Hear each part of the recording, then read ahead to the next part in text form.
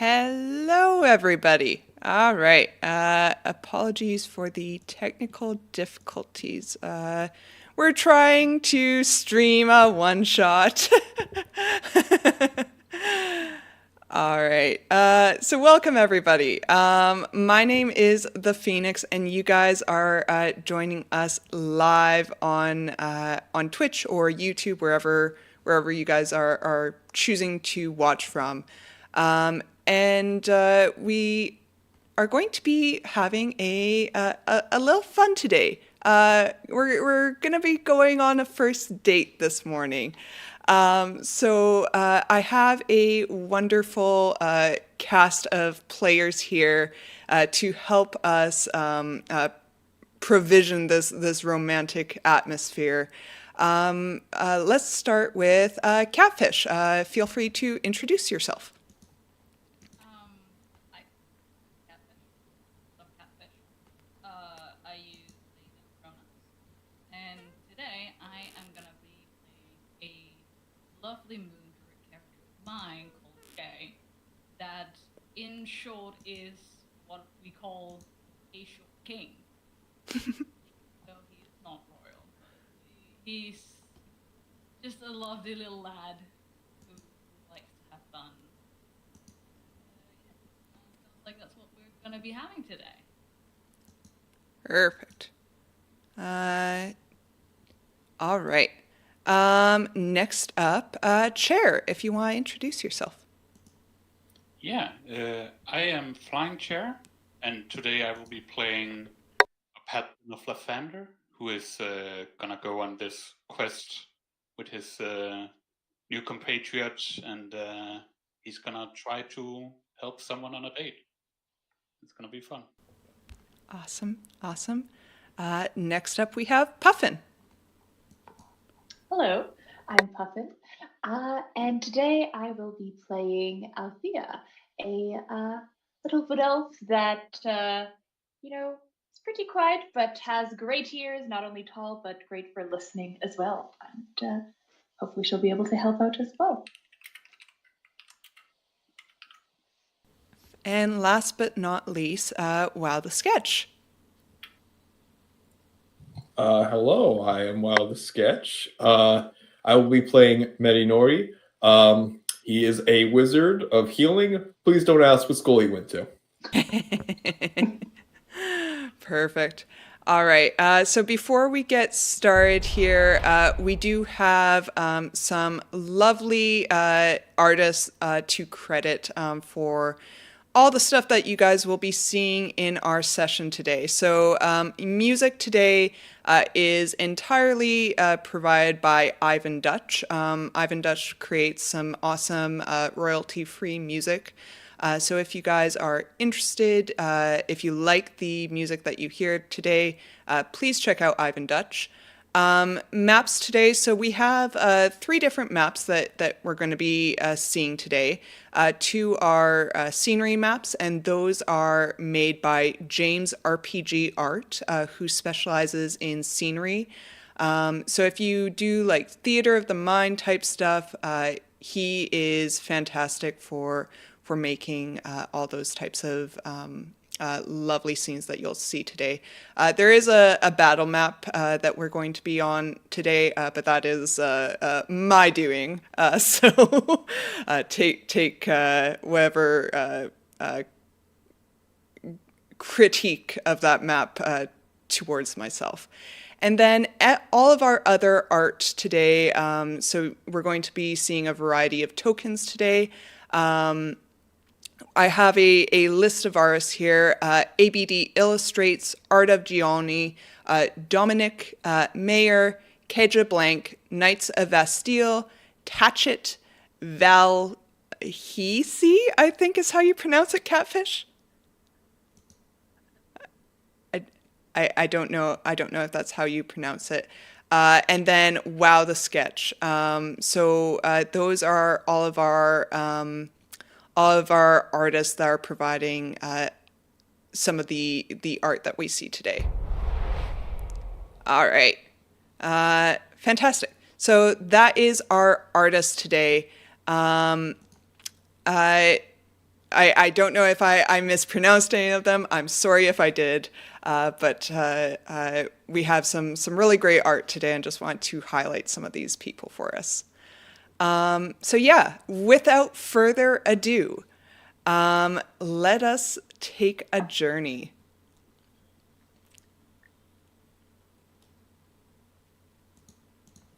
All right.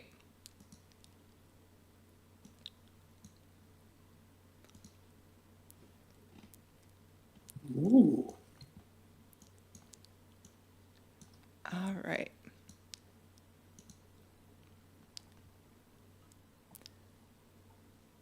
And for those of you that are watching our stream for the first time, I do usually preface all of my one-shots. I am a narrative DM, so there are narrative segments where I spiel for a while, so bear with us while I set our scene this morning. Our story takes us on a journey to the Forgotten Realms. This world of strange lands, dangerous creatures, and mighty deities hosts a plethora of potential for would-be heroes. And of these lands, the continent of Faerun is no exception to peril. Adventurers would do well to exercise caution in these lands. A misplaced step might lose you a foot.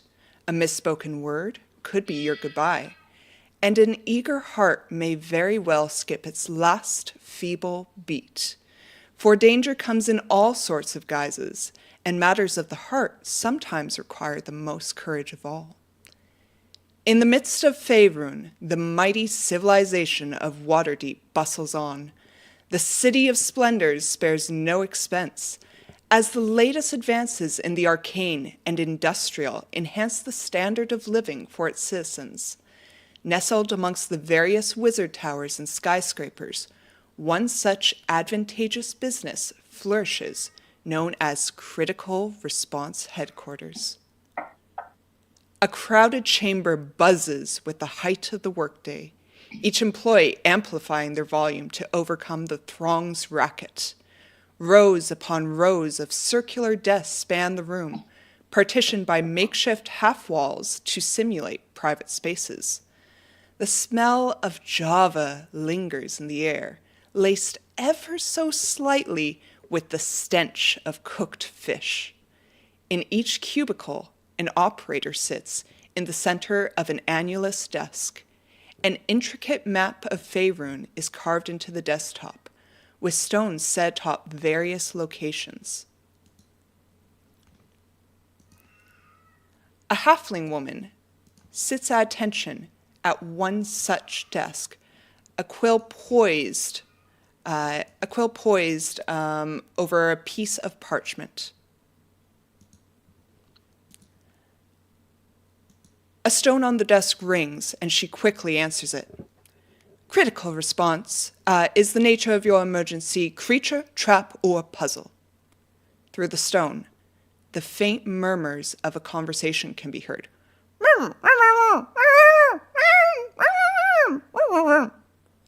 Sir, I need you to remain calm. I'm dispatching a team to your location now. As she covers the stone with the palm of her hand, she stands up to call out, "We have a CR6 in progress. I repeat, a CR6 in progress." Leaning back over the desk to brandish her quill, the halfling writes, "Charlie, Forgotten Forest, eaten alive. Hurry." One such adventure from the Critical Response team has been dispatched. South of the Neverwinter Woods on Tribor Trail, we meet someone. And Catfish, could you please introduce your character for us? I said a little bit before.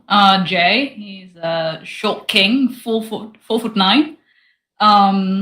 He has just normal black shirt, normal clothes. They're a little bit ragged. His hair is a little bit wild. He's got little teeth.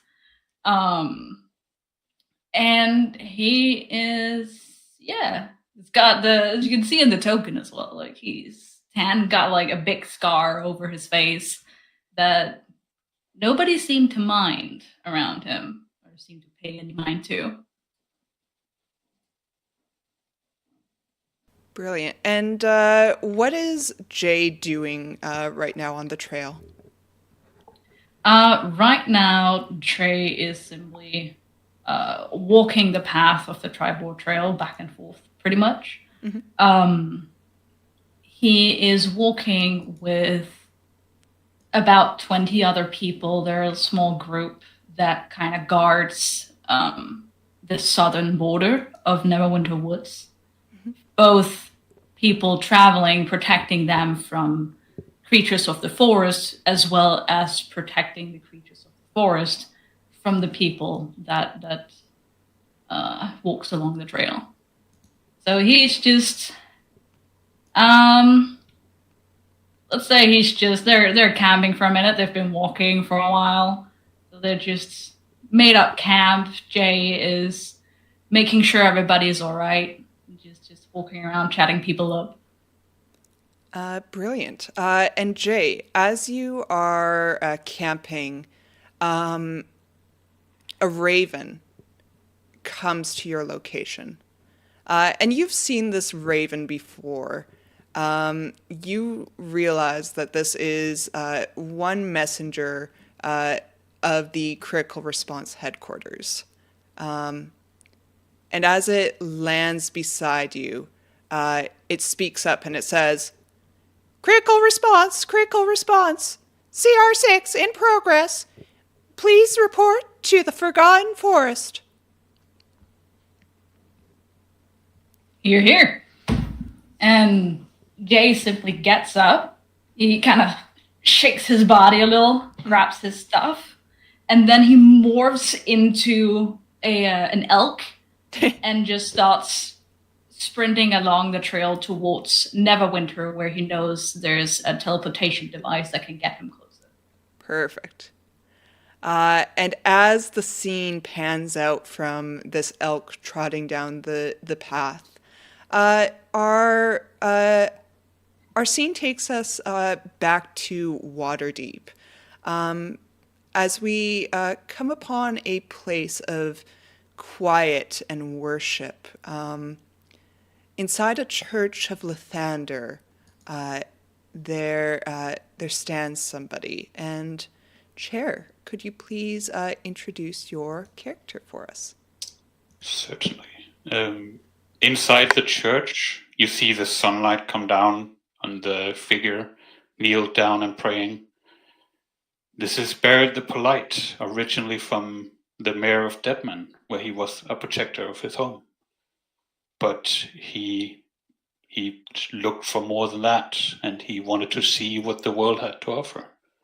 And he eventually became a paladin of Lathander, and now he wants to bring Lathander's light where he can.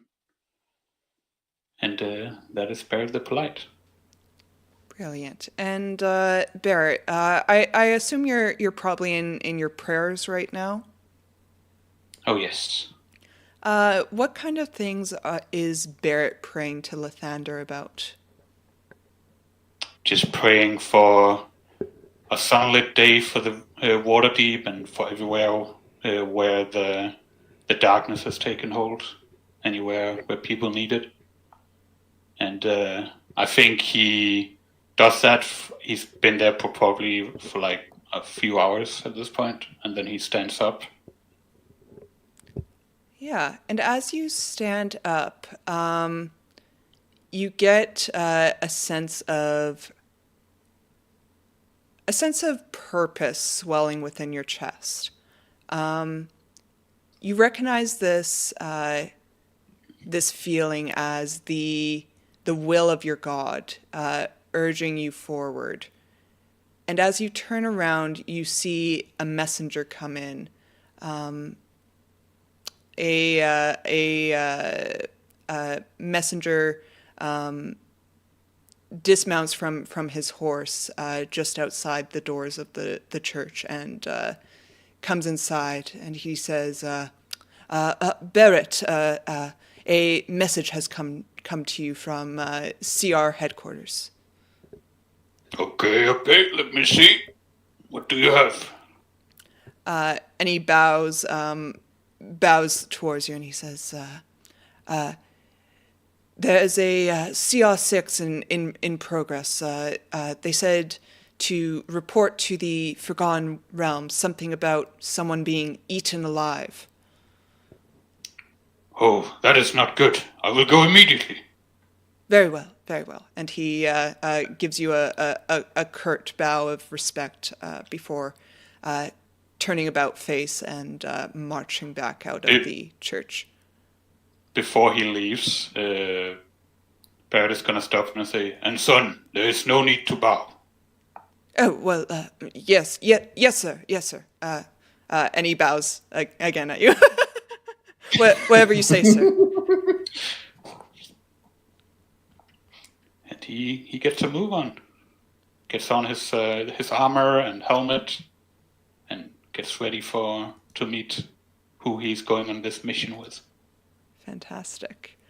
As the camera pans out, elsewhere in Waterdeep, there's darker things afoot.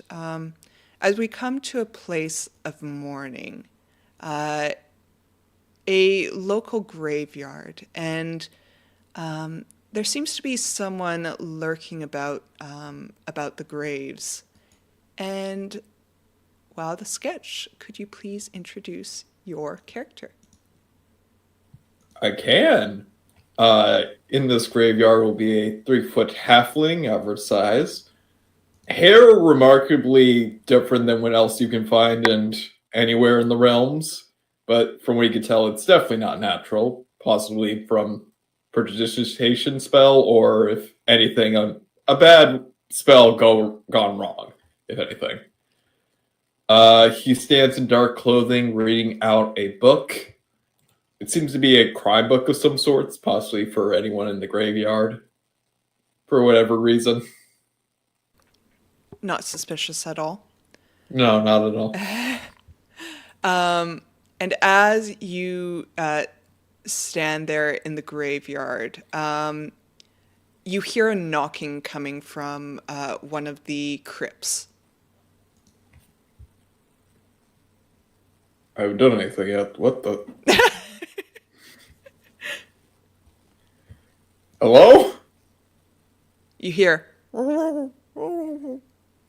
Hang on. I opened the crypt. You see a animated zombie cough. Oh, thank you. That was getting rather stuffy. Oh, are you Medinodi? Oh, yes. Not questioning the situation at all. Very, very, very good. I was sent down through the catacombs to find you. They said that you would be over here. For you, sir. And he will hand over a piece of parchment that seems like it's seen better days.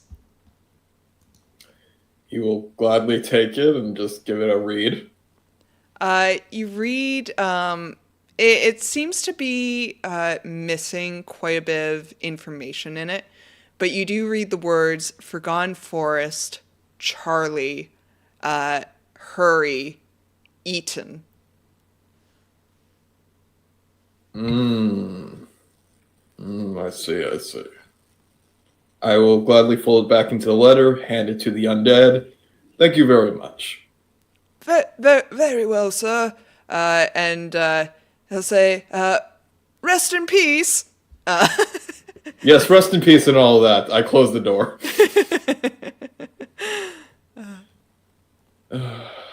And then gather my things and head out. Fantastic. And then as the three of you guys take your various routes to various teleportation circles throughout the realm of Faerun, you travel to the outskirts of the Forgotten Forest, actually by Everesca. There's a teleportation circle, and as you guys get ready to come to the Forgotten Forest, there's one last party member that happens to be there already. And Puffin, could you please introduce your character? Yes, so Althea with a bit more darker green undertone, not too tall for an elf, would be simply not patrolling, let's say, just enjoying a nice walk in the forest, not particularly expecting much. Her clothes are always smudged with dirt at random places, but her boots are ironically always pretty clean and well kept, most likely due to the attention she places upon keeping them well and ready for use at any moment.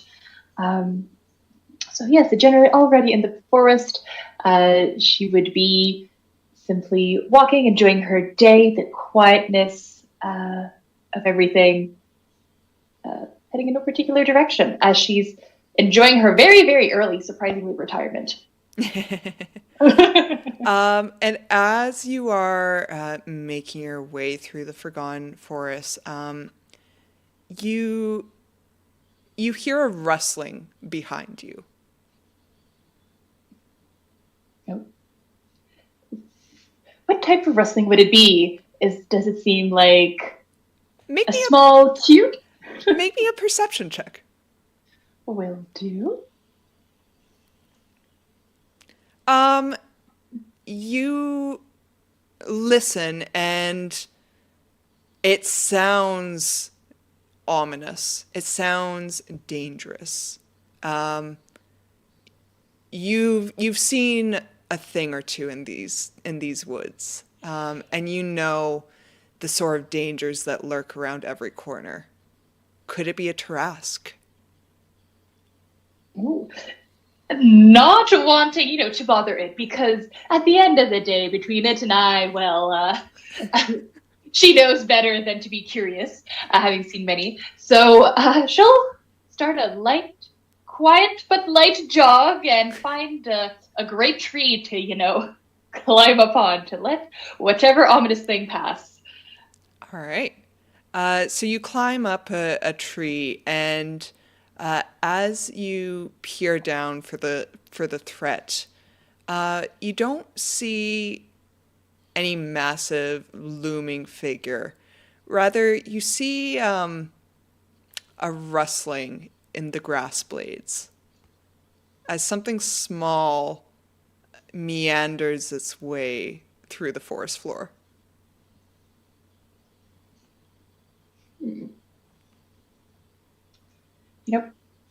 Even though it's small, it might be dangerous. It might be an illusion. I heard something big, she'll stay up in the tree. Not trusting it, in her not quite old age yet. Amazing. She'll squint and be like, my ears probably don't deceive me. Definitely hasn't happened before.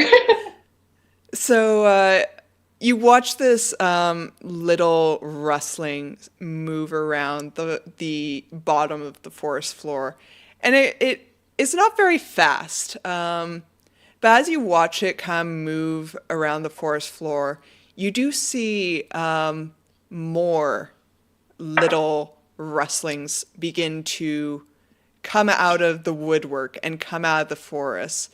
And soon you see the entire forest floor is gyrating with this slight movement, as there are many small things below you, all seemingly searching for something. And, oh gosh.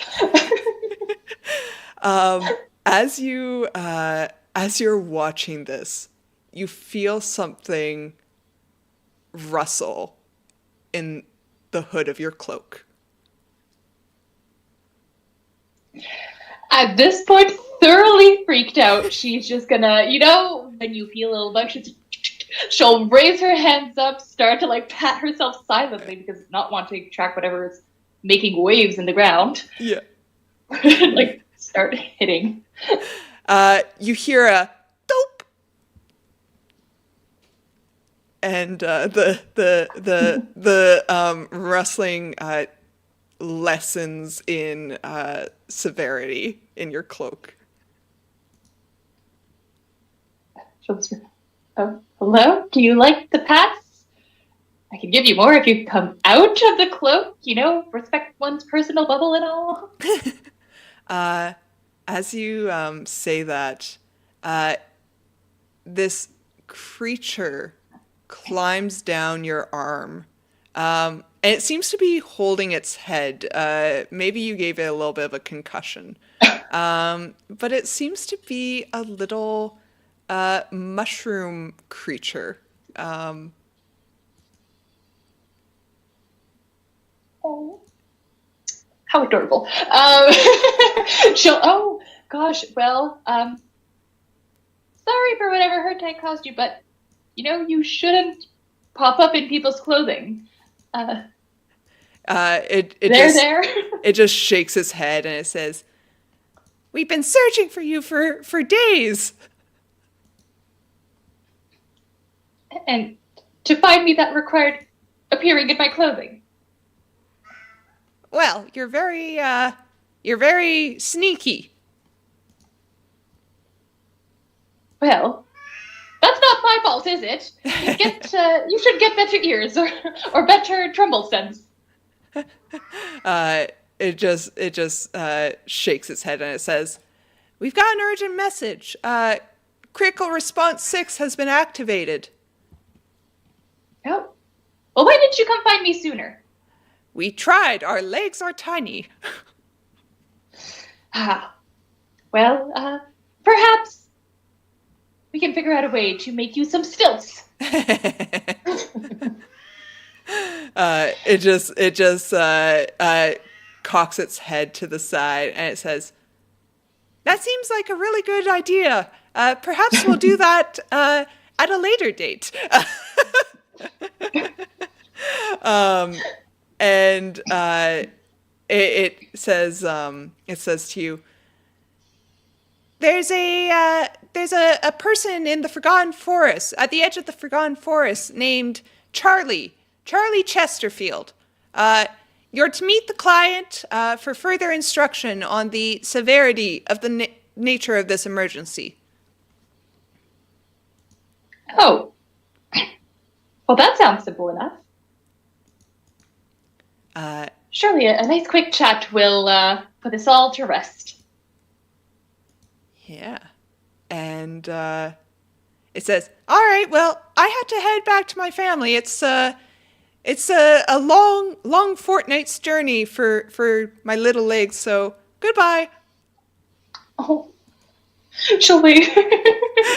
Oh, that's adorable. And it just meanders off, and you watch as this swarm of little mushrooms begin to fade away into the distance. Waddle, waddle. Slightly less adorable. But no, she'll definitely head on off in the general direction of Charlie. Yeah. So the four of you in your various means of transport make your way to the edge of the Forgotten Forest. And being employees of the Critical Response team, you all know that you have designated mustering points throughout Faerun, where you meet with your fellow coworkers before being deployed to whatever emergency is occurring. And as you guys come upon the predetermined location, you guys spot one another.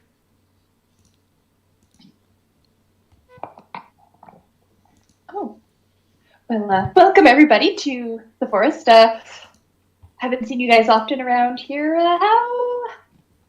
How was your travel?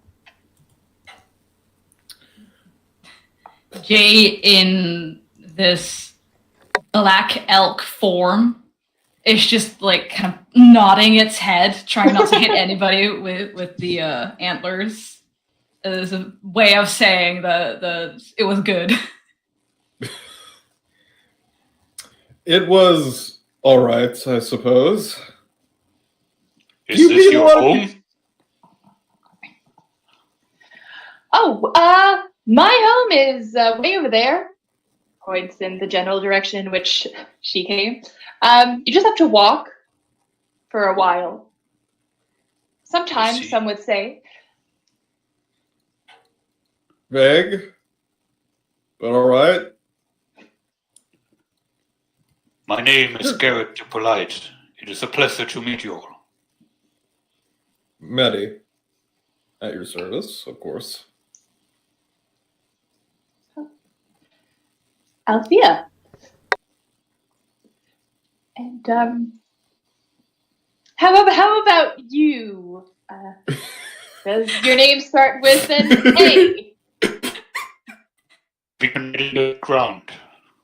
The elk kind of, you see, like, he kind of looks around a little bit confused of like, what to do here. Because he's thoroughly enjoying being an elk. But he also cannot speak. Eventually. Sorry. I know we were trying to diversify, but looks at the elk. Eventually, the elk kind of like goes from an old four to kind of stand up and in one motion turn into this, like going from a large creature to this 4'9" little dude. Oh, druid. That makes a lot more sense. Hi, I'm Javon Thaddeus Hunter II. I shift off the Wooden tribe, but you can just call me Jay. Greetings. It's good to meet you, Jay. Good to meet you too. If you don't mind, my note was kind of all over and a bit missing pieces. From what I gather, we were here because someone was devoured? Yes. Oh, wait, what? Your note said. What was Well, your note? I'm just here to meet Charlie. Who's Charlie? Charlie? Yeah, my note said, to go meet Charlie and check out the severity of the problem. They said nothing about someone being devoured. Maybe I was Charlie just got told by a devoured. raven to go here. I figure out what was happening on the way, A raven. Oh, I don't know if it helps, but for me it was Sure. a horde of tiny mushrooms. What? Does that help figuring something out? But Not at all, actually. It makes me have more questions, but I appreciate it. And as you guys are standing there trying to compare the disarray of information about your mission parameters, you guys hear, "Oh boy," in the distance. Somebody needs our help. I don't think anybody who sounds like that needs our help. hey, well, maybe that just means they haven't been devoured yet. Baird is looking around to see if he can see anything that is making this noise. Yeah, roll me a perception check.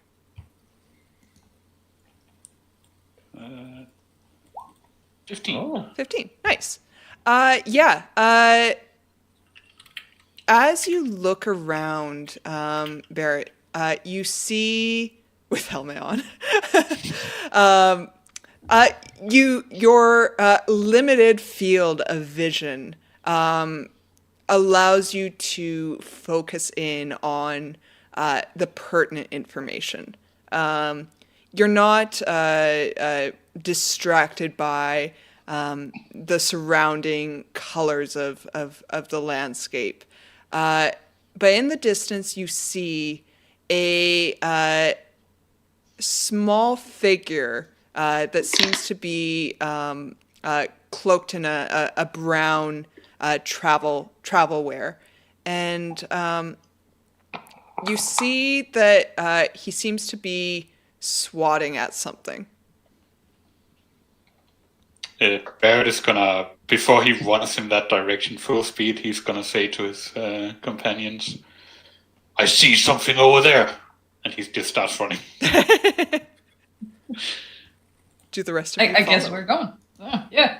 Woo. Fuck due caution, I guess. Let's go. And I want to say out of character, if anyone wants to stop him, he is very open for suggestions. Gayu's just following. Like, yeah, let's go. They seem confident, you know. Surely they know what they're doing. Surely. I will just stay in the back as you guys are going, but yes, I will follow. Brilliant.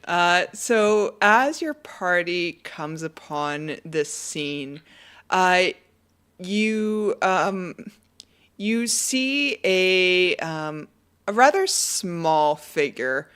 He seems to be of gnomish origins, and he's got a mess of curly, disheveled brown hair on top of his head, with big, thick spectacles, sitting kind of askew on his face. He seems to be wearing baggy brown clothing that doesn't quite fit someone of his stature. And at the side of his person, you do see what seems to be a small pouch. And you guys see this fella. And Aw. as you guys come upon the scene, let's see, everyone roll me a investigation check. Oh boy. Investigation. Okay. Ooh. Holy shit, Jay. All right. Everyone except Althea. That tracks. That most likely tracks. Under the reach. Everyone except Althea comes upon this scene and immediately knows what's occurring. As you see that this gentleman has somehow gotten himself tangled up in his own cloak of billowing, which is, by the way, made for someone of a much larger stature than a gnome. But he has somehow come and tangled himself up in this cloak while trying to bat away a set of flies that is permeating around his the bag on the side of his person. Althea with a 3. You come upon this scene and you think that he's a well-dressed individual. Oh my god. She'll whisper to, I guess, Maddie, who's standing a bit in the back, and say, "Oh my gosh, they're so dapper. I didn't know you could wear such fancy clothes and keep them so clean in the forest. Certainly this isn't a fashion emergency." Well, can someone help him out of his cape by chance? Barrett is already like kneeling down. Oh, thank God. Sir, do you need help? I can help you. As you say that, Barrett, you see he jumps as if in surprise. And as he jumps, his feet get tangled up and he tries to turn around to see who's talking to him. And with his arms askew in his cloak and his feet misaligned, he twists and falls down towards the ground. Go ahead and make me a dexterity saving throw to see if you can catch him before he hits the ground. I'm gonna say, if you would allow me, DM, I'm actually not gonna catch him because Oh, yeah. this surprises Barrett. Yeah, He's shocked by the shock because he's so heavily armored. He's not used to people being shocked by his appearance. that's So- okay. That's okay. You don't So- you don't have to try and catch him. So I think he attempts. He's about to attempt, but then he is shocked by the fact that Charlie is shocked, and then he also slips. Yeah, there's like a little bit of a sheen to the ground. This seems to be a well-trodden path. And it's a little muddy, a little slick. And with your armored boots, you find yourself losing purchase on the ground, and Charlie hits the ground with a thud, and followed right away with Barrett hitting the ground with a very loud metallic clatter. Let me. Oh! As he just hit the ground. Oh boy. Do you all need help? I'm just gonna and Jay first tries to get up the armored Barrett, and Barrett will very quickly realize that he's basically like Barrett is getting himself up. Jay is doing nothing. Like he's trying, but he's weak. The intention is there. Yeah, exactly. Like, there you go. Yeah, there you go, big boy. Thank you, Jay. I didn't know what came over me. It's the force will do that to you sometimes. Don't worry about it. And Jay will trot over and help the poor Charlie. Yeah, as you come over to Charlie, you see that he is a mess. This is really a feat of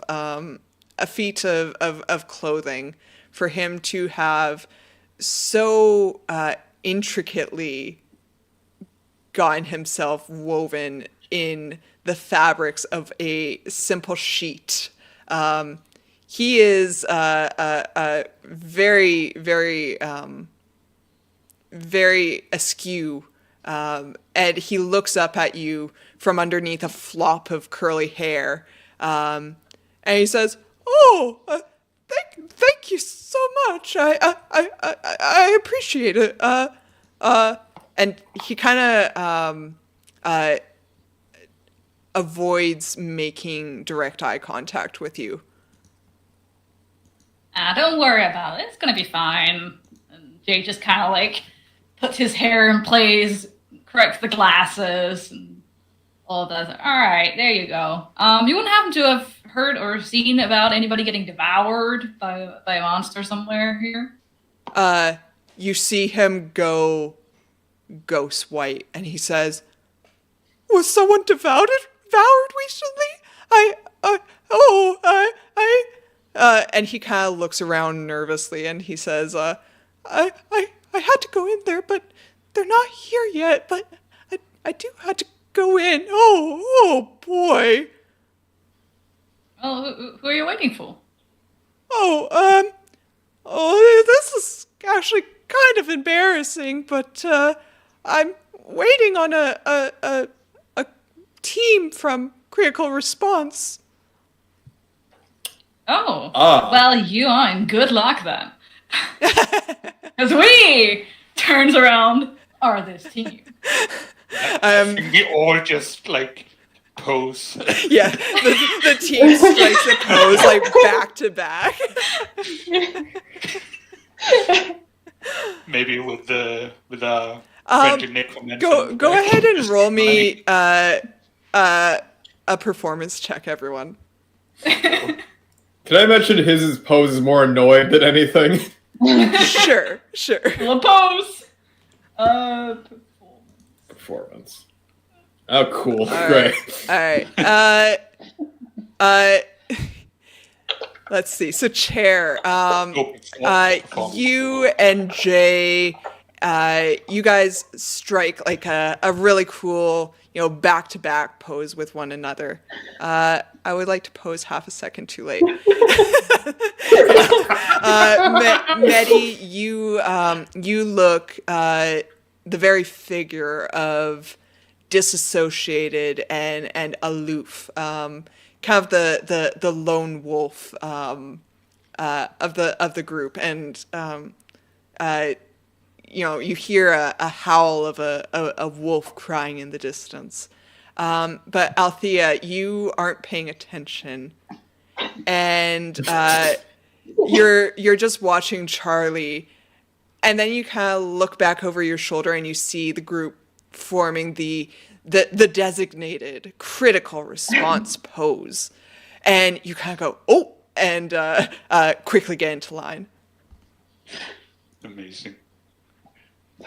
And as you guys are forming this pose, you see Charlie, his mouth drops agape, and his eyes shine in wonder as he looks at you and goes, "Oh." Jay kind of like lifts his lip a little bit, so one of the teeth are exposed and kind of like shimmers. It sparkles and temporarily blinds Charlie in the one eye. He kind of holds a hand up to his eye to like continue looking at you guys. Oh, you guys were very fast. I wasn't expecting you guys to be here so quickly.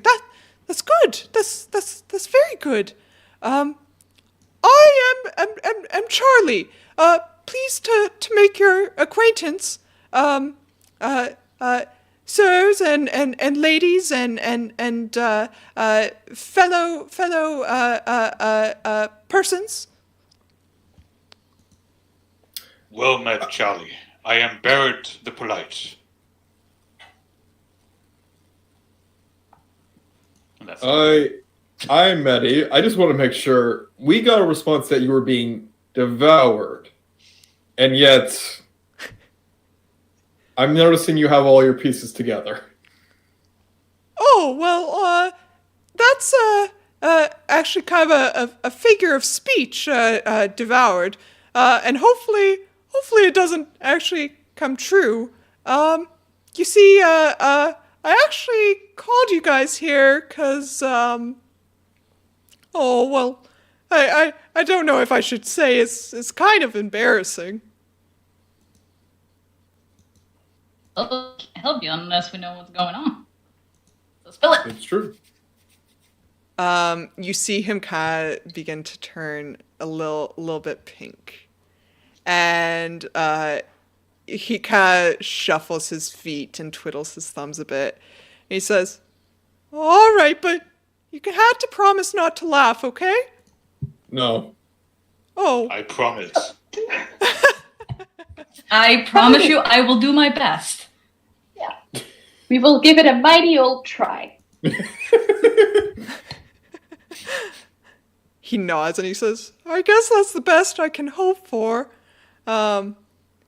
He says, "Well, you see, it all started when I got a complimentary consultation with this new dating service, Delights of Dating. To be honest, I didn't think it would work. You can imagine my surprise when they got a hold of me to say I had a match. This lovely female by the name of Finch. Oh, but you see, when I went to meet up with her, she was quite obviously out of my league. The dating service must have messed up. Oh, she's pretty, outgoing, and loves the outdoors. All qualities I lack. Oh, but when she asked me what I do for fun, I panicked.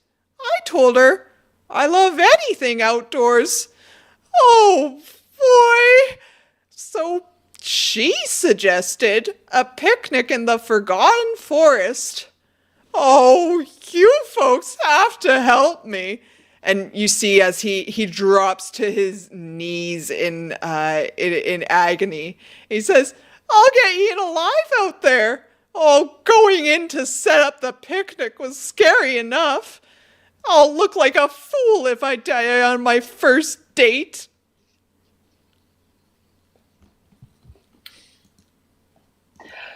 Well, that is certainly a serious situation. And I don't believe it is a laughing matter at all. You know, you're trying your best to accommodate a potential partner. You know, you're doing great. Surely, you know, we can find a way to keep, I guess, the mosquitoes at bay, if that's what you'd like, or, you know, maybe turn on some lights in the middle of the day, you know, to make the mood more romantic. Was that the kind of thing you were thinking about? Oh, that would be amazing, because I came across this merchant, and he told me that this cloak was really fashionable, so I put it on, but it's all wrong. I really don't know what I'm doing here, so whatever assistance you guys can provide, I would be much obliged. Well, I'm no expert, but if we were to start with the cape, is anyone here good with, like, stitching things up? Maybe we could make it appropriate to your height. Instead of being at, like, 3 feet too long. Might help just a bit. Phoenix, correct me if I'm wrong, but I believe magic items attune. When you attune to them, they fit to the wearer. Can I assume he's probably not attuned to it yet? Roll me an Arcana check. Okay, I can definitely do that. Might also be a fake cloak. Yeah. You think about your knowledge, Medi, about magic items, and yeah, that seems on par. Perhaps he's not attuned with this magic item. Well, you see, my dear friend, I believe your problem is you're not attuned to this cloak of billing. I can't believe you spend money on that. But if you simply attune to it, then it'll fit to your size. Because it was definitely made for someone a bit more looks to the tall ones. Others. You see his eyes go wide, and he says, "Oh, I didn't realize." And you see him shut his eyes really hard and concentrate. And he goes, "I attune to you." And he peeks an eye open. Did it work? No. Oh. It takes an hour of meditation, actually, which I don't think we have the time for, is the problem. How much time do we have until your date? You see him look at the position of the sun, and he says, "Well, we have a couple of hours here, but the journey into the forest will take us at least an hour."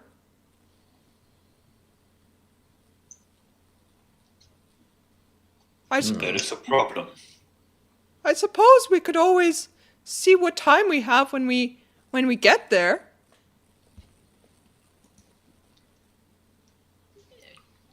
Works for Yeah, me. no, definitely. Also, pretty much this entire time, Jay has been covering his mouth, trying to hide him laughing. And there's just like once in a while, there's little like.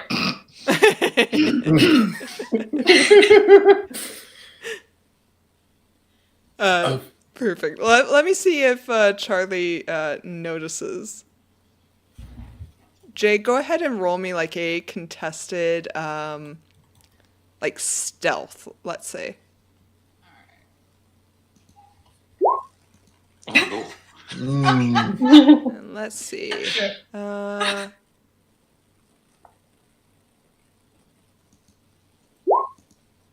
Wow. Oh, wow.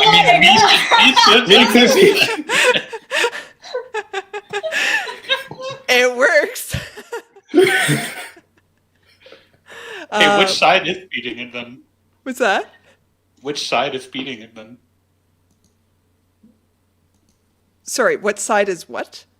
which side is eating it. Which Yeah, because So Charlie is perceiving Jay. Okay, gotcha. So Charlie, you see him, his eyes flicker over to Jay as you allow a particularly loud Just snort. yeah. and you guys see his eyes kind of turn down ever so slightly in sadness. Jay, please, he is in love. This is not the time. Okay. Yeah, you're right. Okay, yes. Charlie, if you do not mind, I can carry you on my shoulder, and then you can attune to it as we walk.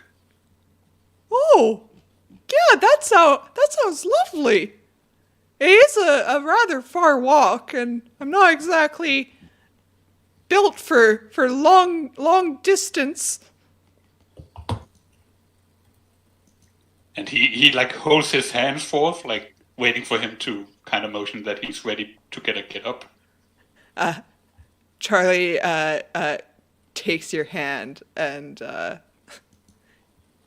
gets on your shoulders like a piggyback ride. Pretty much. And you see him point towards the Forgotten Forest, and he says, "Onwards!"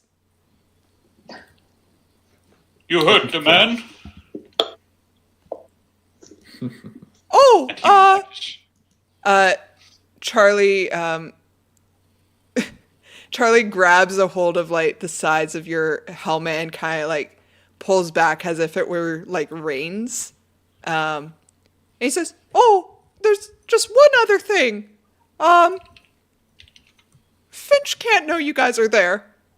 It would be really damaging for my reputation if she realized that I needed help surviving my first date. So at all costs, stay out of sight, or we'll have to come up with some reason that you're there."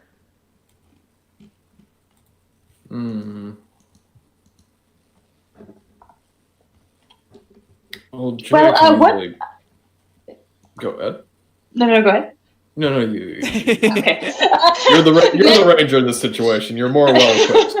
It's true. No, I'll deal with something. Well, if we do need a particular reason, perhaps we can blame it on a lack of orientation on our part. You could say that you guys are visiting me. Remember the vague directions I mentioned last time? Just simply use that and say that you were going over there. And she gestures to a general direction. So you admitted they were vague? Okay. If you want to know, my house is next to a tree. And a horde of mushrooms apparently as well, so that could be precise. Okay. Are the mushrooms here alive? Can they move? All mushrooms are alive. Yes, but can they move? Yes, but I think they're mostly currently having a gathering, since there were a lot and they were all headed together. And the one that talked to me said that they were about to have a family supper. Yeah, so we might not see any, but yeah. Mushrooms. As in points all over the trees. Yes, Jay. Yeah, they're maybe distant cousins.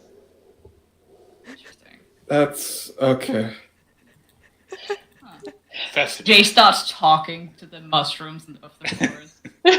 Just like, kind of like, hey, how are you? Hope you're doing all right. Yeah. I would, like, as you talk to some of these politely mushrooms, go ahead and roll me. I want to say animal handling. I mean, if you want it, you can have it. I want to say animal handling. Let's go with animal handling. Damn.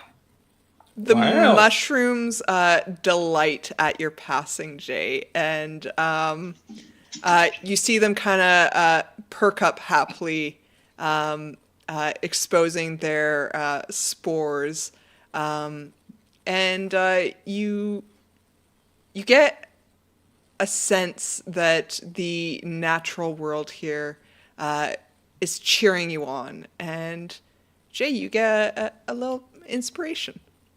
Hey! Hey, I think they like me. The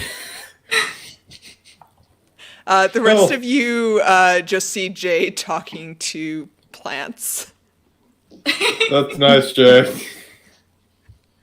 No, really, they like me. How happy they are. They. Mm.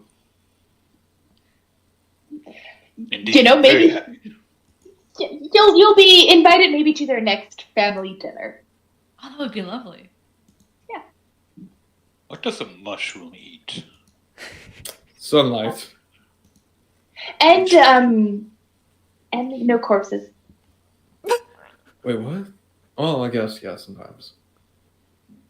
But nevertheless, Charlie, do you think that would be a good enough reason, that these people would get lost trying to visit me? It sounds as good a reason as any. I mean, if you panic, that you can always just say that you hired us to entertain you for a bit at the date. Oh, that's a good idea. He nods. We'll figure out something, but the plan B, something to fall back on if you blank full completely. As we're all walking, Barrett would also speak to Charlie as he's carrying him. Mhm. Have you heard of Lathander? Lathander? Yes, I think I've heard of Lathander. I just realized I didn't play the music. God. It's fine. I had all this music queued up and I didn't play any of it. He is Dawn Speaker, and if the mushrooms here indeed seek light for nourishment, then I will pray to Lathander and have ample light brought to this forest. That And he's sounds gonna do a good. he's going to do a silent prayer after he said that. Okay. Chair, as you pray to Lathander,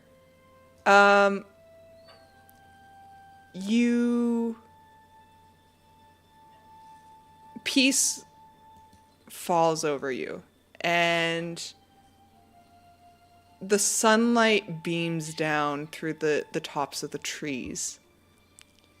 And as you pray for this forest and pray for the mushrooms, you hear a skittling of something. He slowly opens his eyes and looks in the direction of the skittle sound.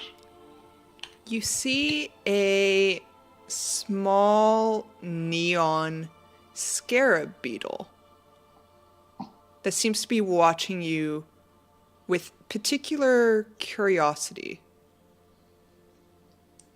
What do we have here?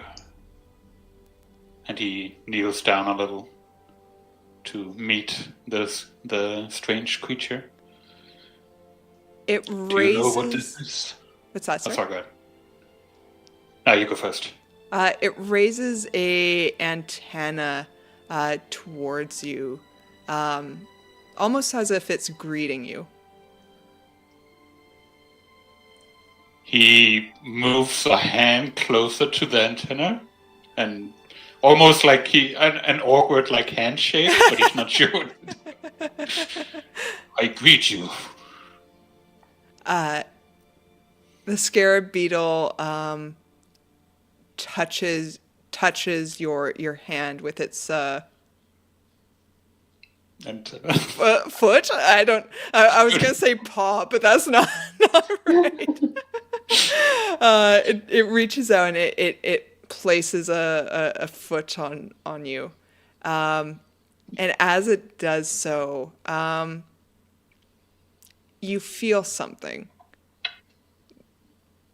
like a celestial presence. As he just gasps. And it turns its head to the side, and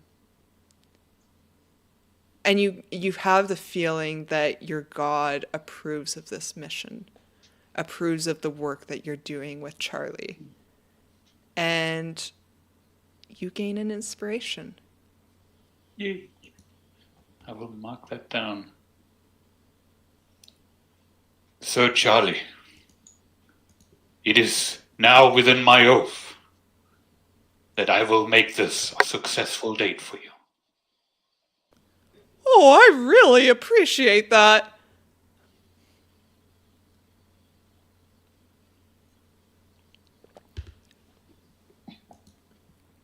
All As right. he slowly stands up and continues to move, waving, giving a polite wave to the creature. Yeah.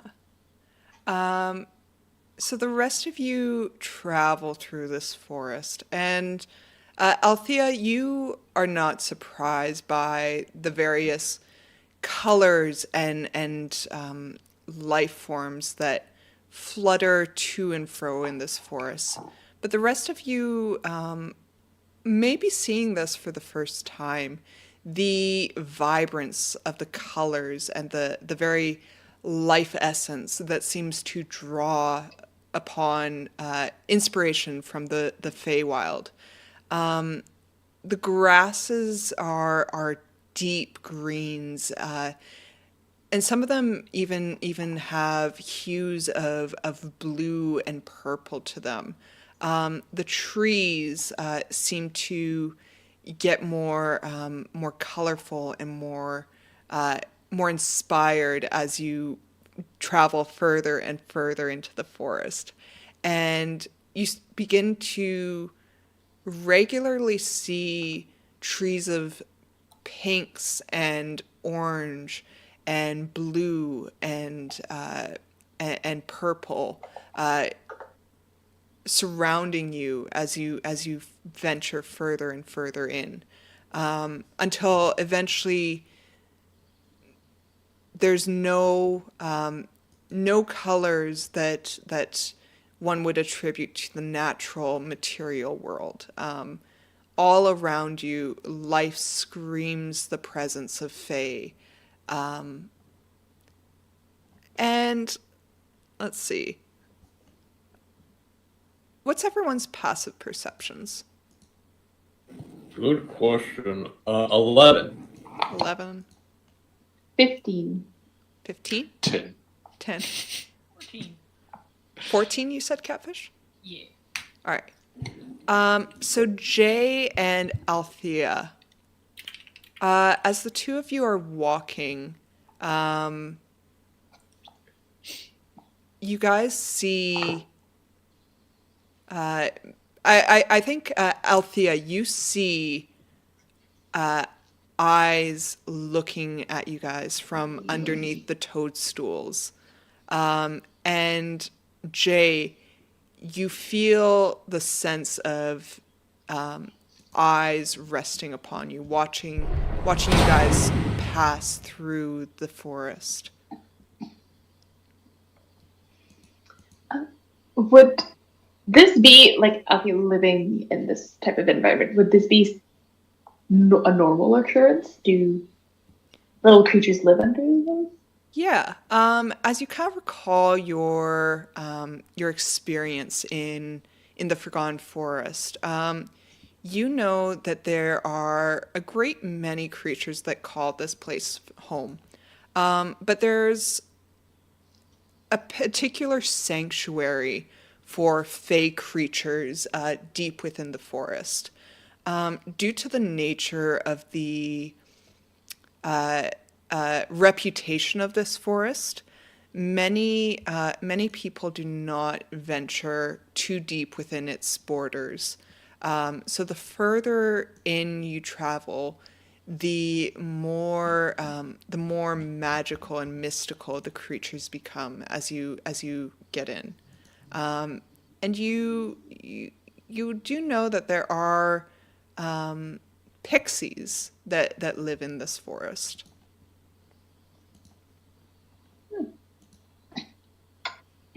Althea will give a discreet little wave.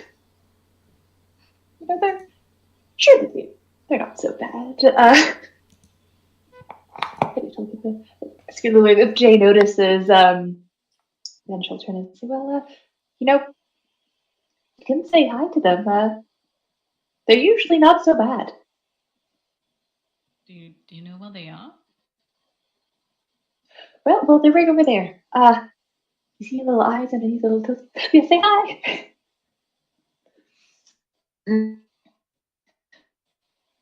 But yeah, best not to bother them, or else they might tangle your hair.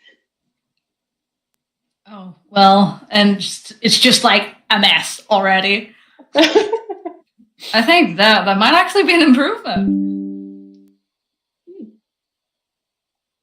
Maybe they can.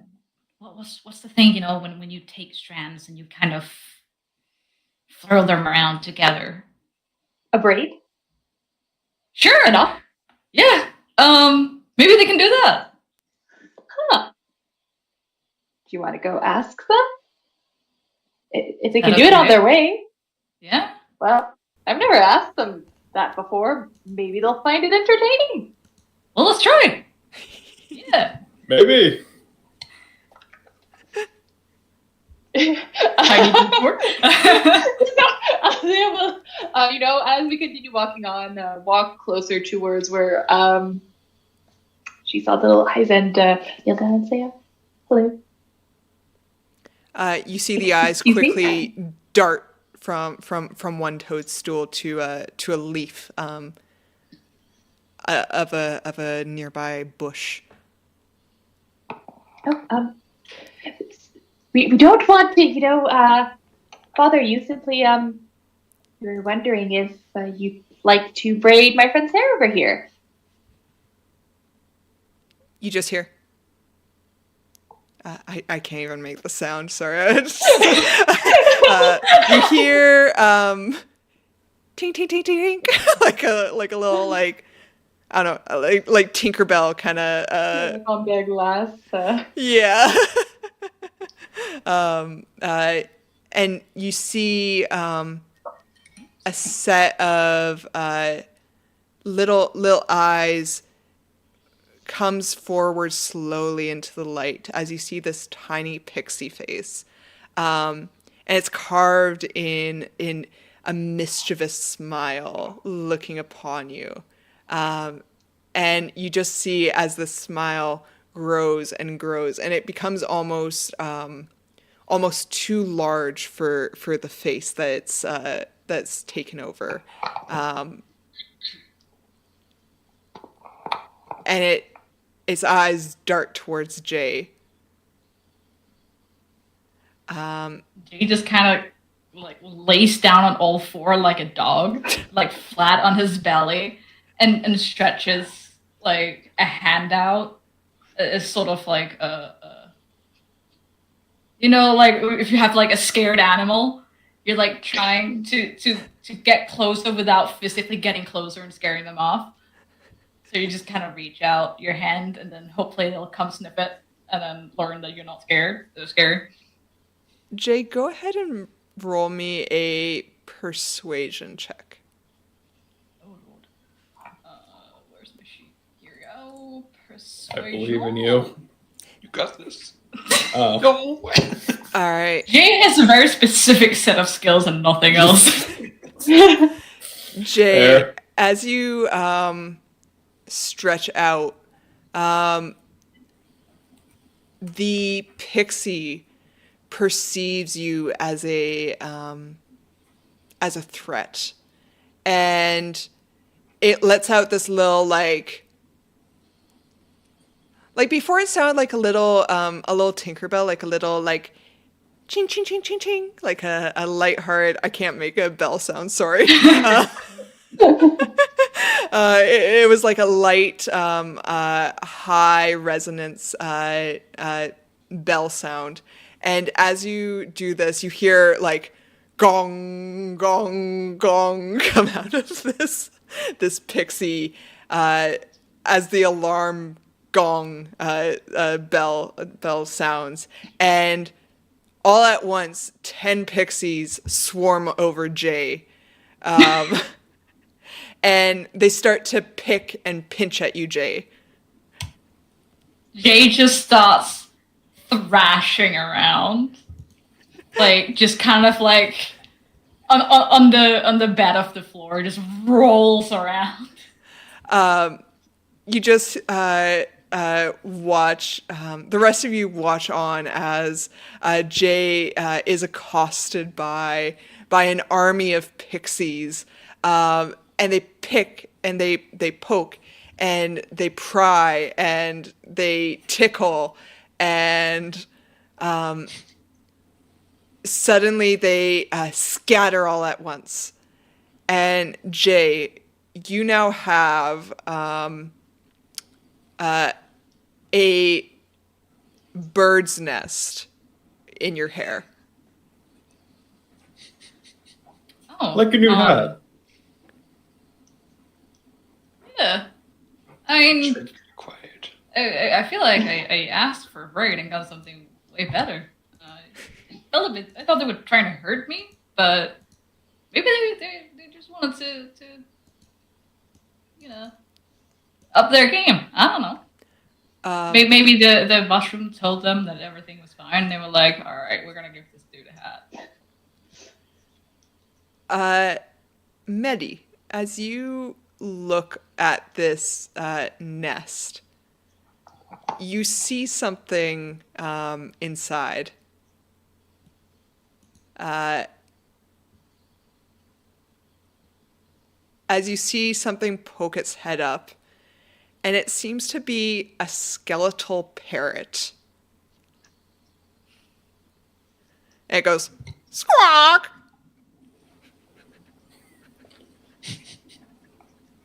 Everyone else sees the undead parrot, correct? Or am I just the only one? I say out loud. Where? Point to nest on Jay's head. Oh! Do we actually see it? Yeah. Well, Jay, you don't see anything because it's on top of your head. But you definitely hear a squawk of something loud and non-melodic.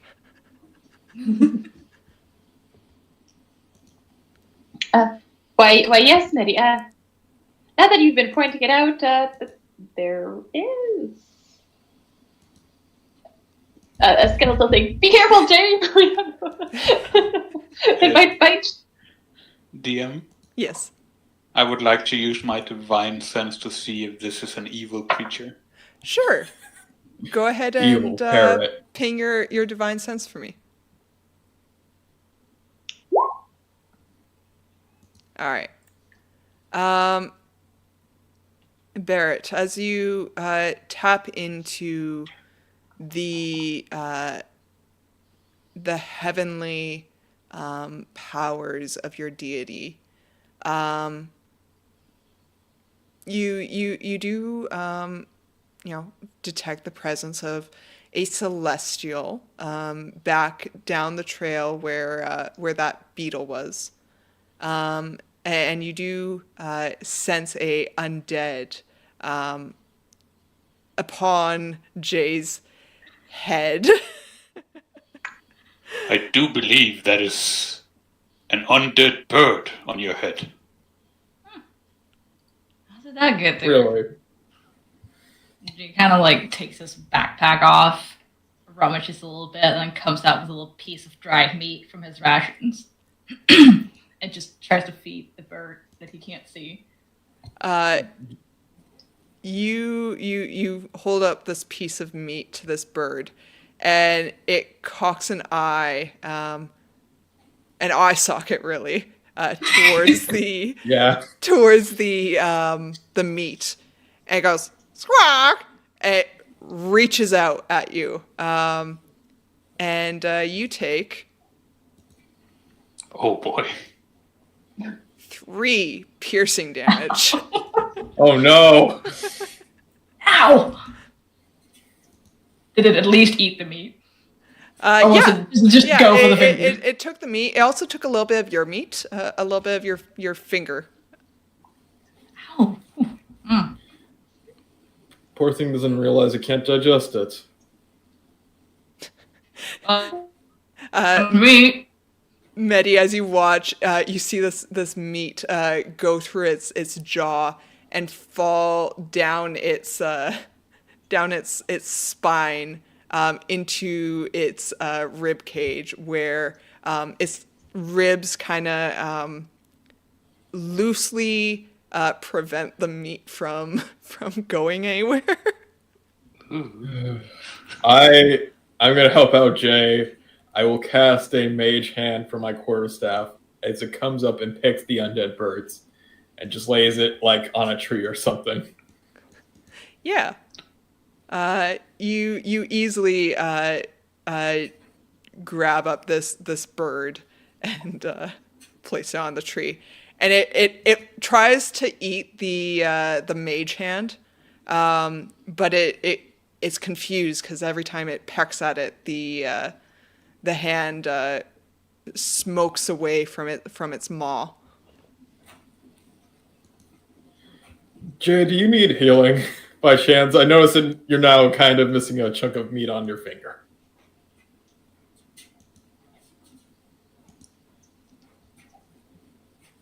You're muted, sorry. Catfish. Damn it. Knew it was gonna happen. But he just like, I mean, it's fine, and blood is just running down his hand. Okay, come here. I just take your hand as you see like magic go through Medi's veins onto yours, as I'm gonna use a healing touch. Ooh, I basically get a free cast of Cure Wounds. nice. Go ahead and roll that. It also uses my intelligence modifier. Oh wait, no, this one's wisdom, unfortunately, because with this modifier. So it's a 1d8 plus 1. I think you can heal the 3 damage. I can do it. I believe in you. Don't say that. Roll. Okay, there we go. Oh, dang. Nice. Jay, you feel healthier than you've probably felt in a while, having traveled the roads by yourself for so long. Oh, that was really weird. You all glowy and things, but it worked. I just kind of wipes off the blood with his shirt. It's part of my studies. Don't worry too much about it. Okay. And Good. how long have we walked at this point, TM? Yeah, so you guys have been traveling for about an hour. And as you guys continue on, you see up ahead there seems to be a little bit of a slight crest of a hill. And upon that hill, you see a large, mighty dead oak. And I'm just going to move you guys maps.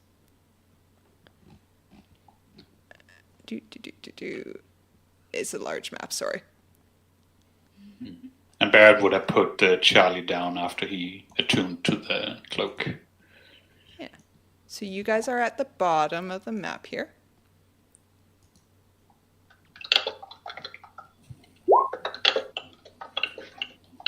Thank you. Colors! Yes. Yeah, so as you guys come upon this hill, you see this large hollowed out oak at the top of it, and it presents a looming presence about the land. Althea, go ahead and make me a nature check. Or history, actually. One, either or. Both are superb. Okay, you know what? I would like to announce that my number for this session is 3. I will win. I have decided that I will win if I get only 3s. It's a little personal goal of mine. Althea, as you look upon this tree, you get a sense that it's probably dead. Oh. Well, Charlie, if your intention is to go near that particular tree, gesturing to the dead tree, supposedly dead tree, she'll say, you maybe be careful. Trees that are no longer filled with life can be quite brittle or suddenly, fall. Oh, thank you. I actually chose this tree as my location to picnic with Finch. I thought it seems like a really safe, secure place with lots of stuff in every single direction, so we can see so much stuff coming at us. Well, how about, I don't want to burst your bubble or, dreams about this date. So how about we go look at the tree, knock on it, make sure it's structurally sound, but if not, look at this tree over here, points to like this nice purple tree. You see, it's still high up and completely fine, but if you really want that one over there, we can go look at it before deciding to go to the other one.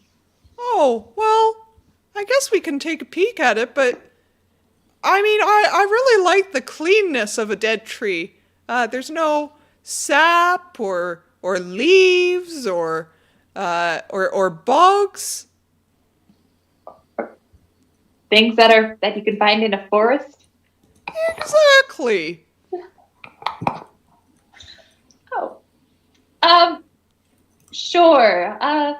Guys, do you want to go help me, look at this tree and find it? I'm structurally structurally sound. Yeah. Of course. Sure. So. I will follow your lead. You seem to have some sort of expertise with dead trees. Well, yes, usually they become burdensome when I'm walking and I suddenly, hear my conscience shout timber, and then suddenly like a tree appears dead. But it doesn't happen too often, but it often enough that it can be called an occurrence. I see.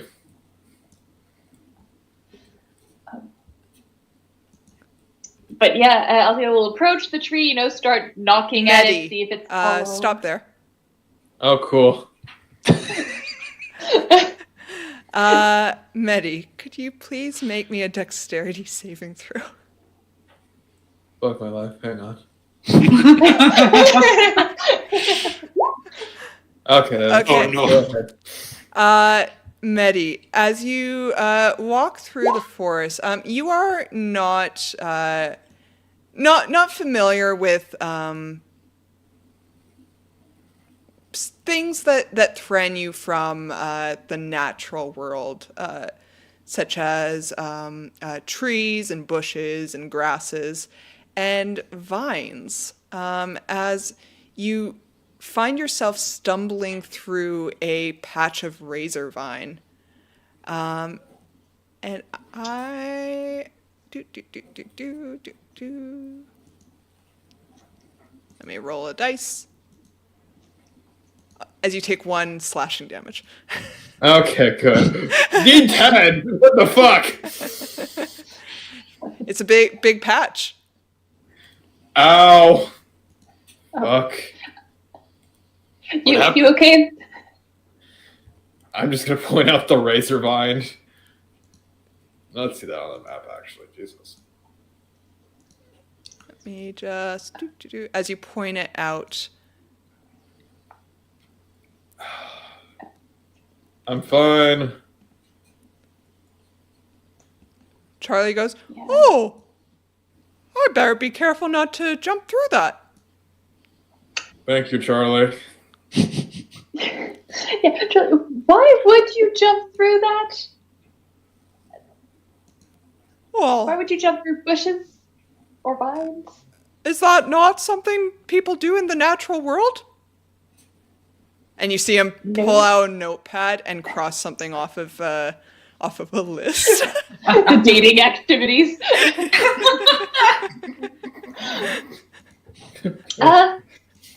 No, you see points to like, could Althea guess that these are some as well?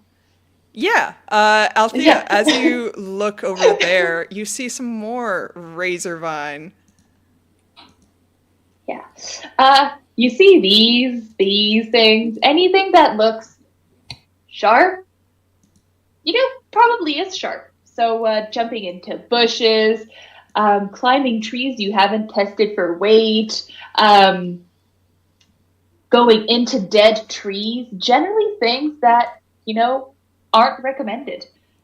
Oh, okay. That's good to know. Thank you. So do you still want to have the date here?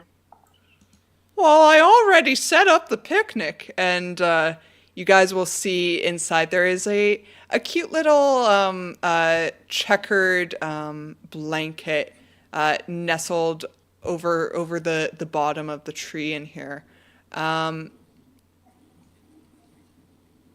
You see a couple plates, a candle, some cutlery, but no picnic basket. Seeing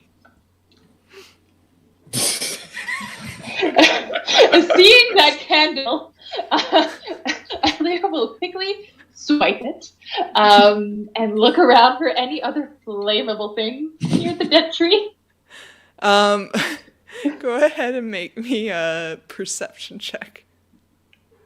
Yeah. As she does so, she'll whisper to whoever's closest, "Quick, find anything that might burn this place down." Yeah, you look around. You do see that there is a path of like some tea lights in the long, tall grasses surrounding the tree.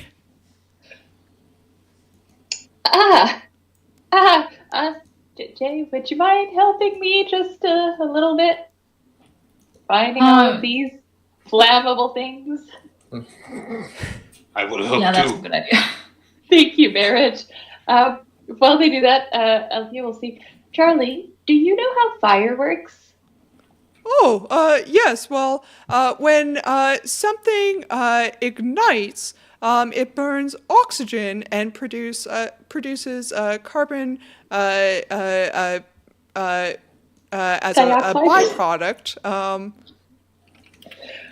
And what happens to, let's say, flame next to grass? I don't know. What does happen? More fire. Oh. And you see the gear cogs turning in his mind. And then suddenly, ching, realization. And he goes, "Oh, no." Oh, gosh. Okay, any more flammable things you placed around your dating area? Charlie's like, "Oh, no, there were the tea lights and the centerpiece, but that was all." Any explosives like fireworks? No fireworks. Should I have brought fireworks? No, Is that something no. that people do on their first date? Extremist, I guess. I feel like fireworks is like, too much of a step, right? You might scare somebody off if you on the first date go too far. I think the picnic is just the right place to be. Fireworks? Maybe you want to see first if things work out, you know, if you like the person when you meet them and stuff like that. Jay is No, right. That second sounds date though. Second date. correct, or maybe even third. I also recommend being more honest. A relationship starting with dishonesty is not the best start. True. You see Charlie kind of looks away in shame as you say that, Medi, and he says, I just wanted to get a chance to talk with her. Barrett puts a hand on his shoulder. It's okay, Charlie. It came from the heart. You just have to think these things through before you do them, okay? He nods. Says, okay. Good. And then, as you guys are looking at this, Charlie looks up at the sky and he says, "Oh, is that the time?" And he'll say, "Oh, she's gonna be here any minute now. We need to get you guys hidden." Where should we go? And Charlie looks around and he says, "Quick, in the bushes, up the tree."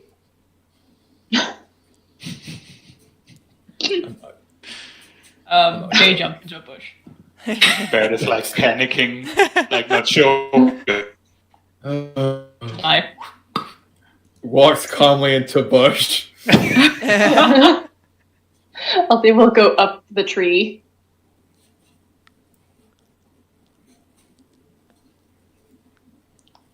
Barrett Who is wants to gonna make stealth hide rolls? behind the tree. Yeah, go ahead and make me some stealth rolls, everyone. Oh boy, heavy armor. Okay. Oh! Chair in the heavy armor.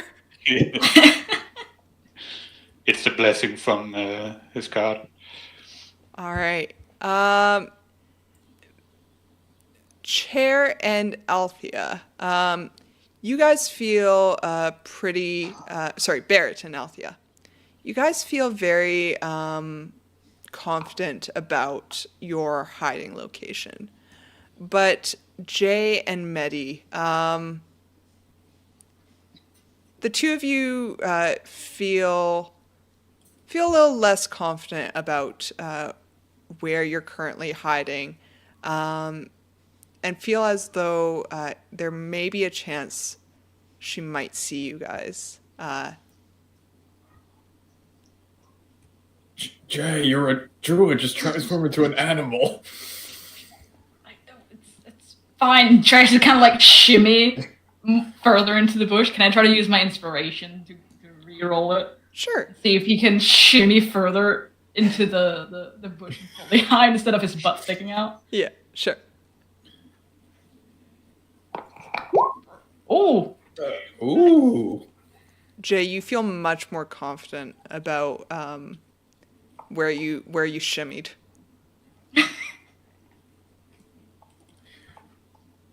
Medi's gonna look up the tree, just try to take the ranger's lead. Althea will offer a hand, to help them up. Thank you. All right. As you climb up the tree, Medi, go ahead and make me. 1 second. Let me zoom in on the map here. All good. Make me a stealth roll at advantage because of the color of your hair in relation to the Okay, tree. thanks, Phoenix. Nice. Appreciate it. Mm-hmm. Come on. I love that. 13. Yeah. You tuck your chin in, and Althea, you watch as his hair becomes a plume of foliage in the tree. She'll whisper, "Oh gosh, you should definitely try some bird watching. You blend right in with this natural nature."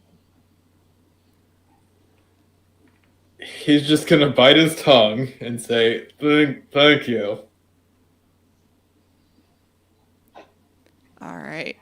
So as you guys are watching, you hear the soft footsteps of someone approaching from the south. As you see someone appear. And you guys see this beautiful Eladrin with crisp pink skin and cranberry bushes for hair make her way through the forest. She almost glides through the forest as she seems in tune with the nature surrounding her. She seems to be very well dressed in a demure but fancy dress, and you watch as she enters into the forest clearing, and you see her eyes tip up towards the top of the hill, and you see a calm, serene smile pass over her face as she locates Charlie at the top of the hill.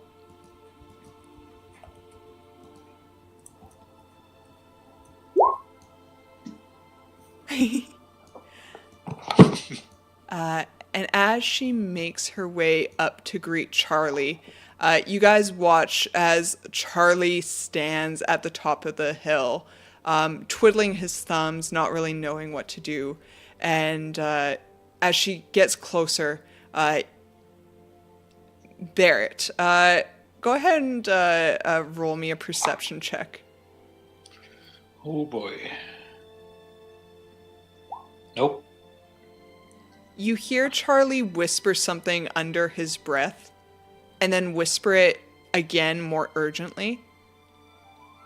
You don't quite catch the words he's saying, but... Does it seem like it towards me, or...? You're not certain. You're not certain if he's talking to himself, or talking to you, or talking to Finch. But the rest of you watch as Charlie reaches a hand behind him, grabs his cloak, and starts waving it manually. Oh. They never gave him the command word, did they? God. And you watch as this Eladrin approaches Charlie, and she smiles sweetly at him and says, "Greetings, Charlie. It's lovely to see you again." And Charlie goes, "Oh, yes." And he kind of bows forward a little too severely. His cloak kind of falling a little bit over his head, and kind of messing up his hair. And it kind of gets a little bit askew and kind of drapes awkwardly over his shoulder now as he stands up, and he says, "I've prepared a lovely first date for us, which I called upon my experience with dating in order to present to you for our date today. I hope you enjoy it, as I know many females have enjoyed it in the past." Don't call them females.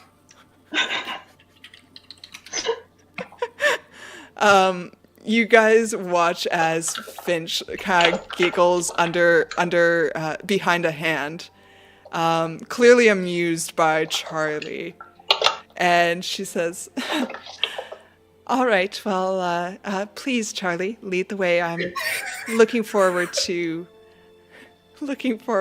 our date today and getting to know everything that there is to know about you." And you guys watch as the color drains from his face as he says, "Everything? He says, everything.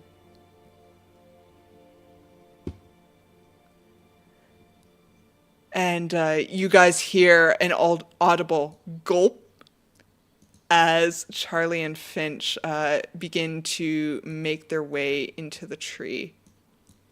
And as Finch enters into the tree, she says, "Oh, this is quite lovely. A bit dark, though."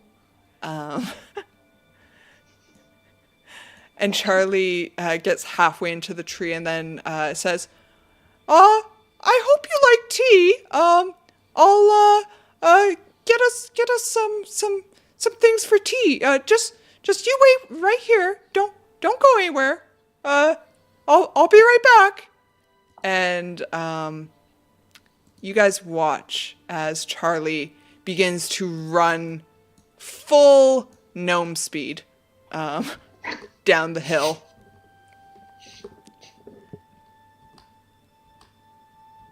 And you guys hear as he stops for breath. And then he gulps some air and then continues running. There he goes. And he disappears for a couple minutes. What do you guys do during this time?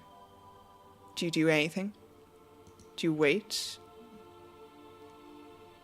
I'm gonna look around to make sure nothing's coming this way, just to make sure the area's safe, because you never know in the woods of the Forgotten Realms. Sure. Go ahead and make me a perception check. And are you looking for sight, or are you looking for scent or sound? Probably sight, because if I hear anything, it's probably just gonna be Charlie. All right. As you look around, you look to the east and to the north and to the west, and you don't really see anything coming this way. But as you look to the south, you do see a small figure begin to approach. As you see Charlie reappear. And he seems to be full tilt running. Mm-hmm. And in his hands, you see something.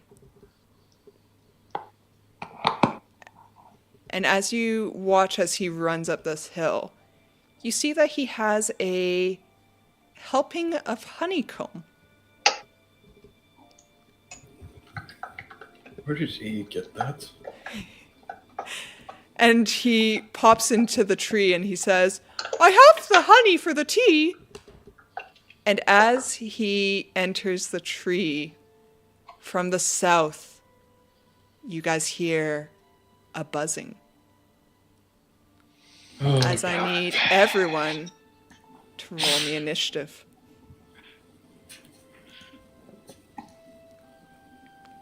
By the way, Phoenix, do you mind if I restart Streamlabs? Because everyone's been frozen for me for the past hour. Yeah, that's fine. Just somebody let me know when Sketch re-enters, and then I'll re-enable him. Some strong initiative rolls here. Wait, but it did count. Oh no! Can I keep my first initiative? Yeah, you roll? can keep your first. Oh, one, I Oh my god! don't need to. Not It's rolling like threes anymore. Well, technically, there's a 3 in there, so it still counts. But I broke my streak. I had 116. Which is Holy crap! That's awesome. Two that's ones, two natural 20s. And on stream, we have evidence. Yeah. There is evidence. Proof. It happened. And we have Medi between it all with it. All right. Okay, I think I've got you back, Sketch. Hello. All right, I hear words. Good. Perfect. Alrighty. So, you guys hear this buzzing coming from the south as you watch Charlie run by with a helping of honeycomb. And let's I need to remember how to reorder initiative in this. There we go.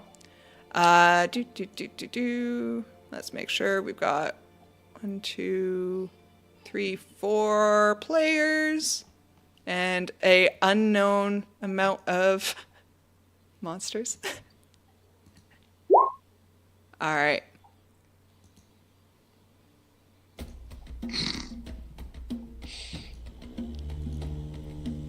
As you guys hear a buzzing coming from the south, Althea, you are the first to react. What would you like to do? Huh.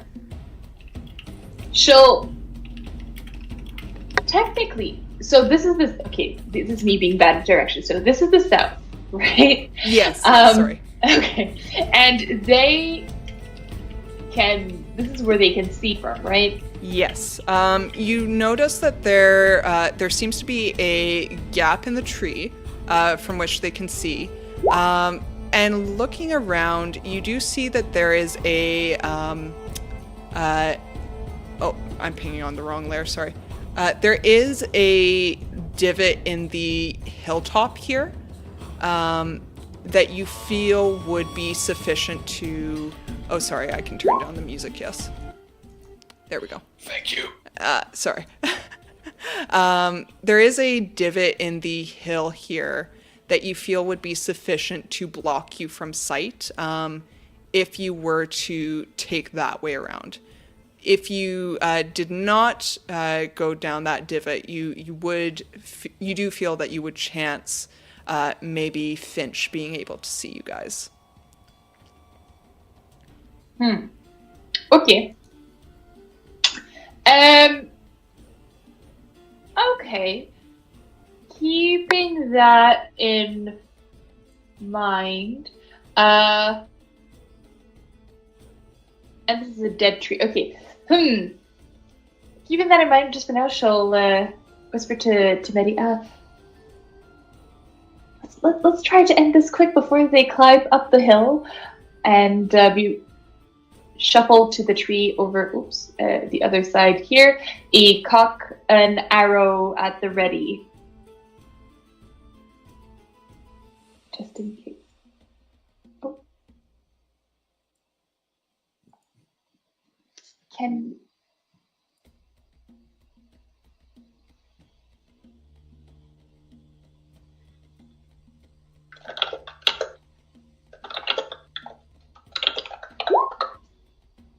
Yeah, I can hear.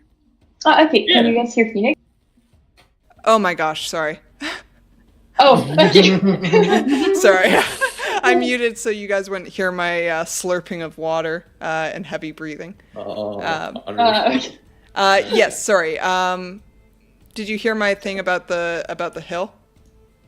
Yes, the if technically this should be fine, but it can come up. Perfect. Okay. Sorry, I asked if you were readying an action to fire on the first thing you see. Well, the first thing that buzzes, if it's something else, she won't shoot. But if it's something that is logically related to the honey, then yes. Okay. Perfect. So you are readying to do that. Anything else? Yeah, she would have whispered to Medi to be careful about their line of sight, but that is generally it. Fantastic. Next up, Althea, you do see something appear as you see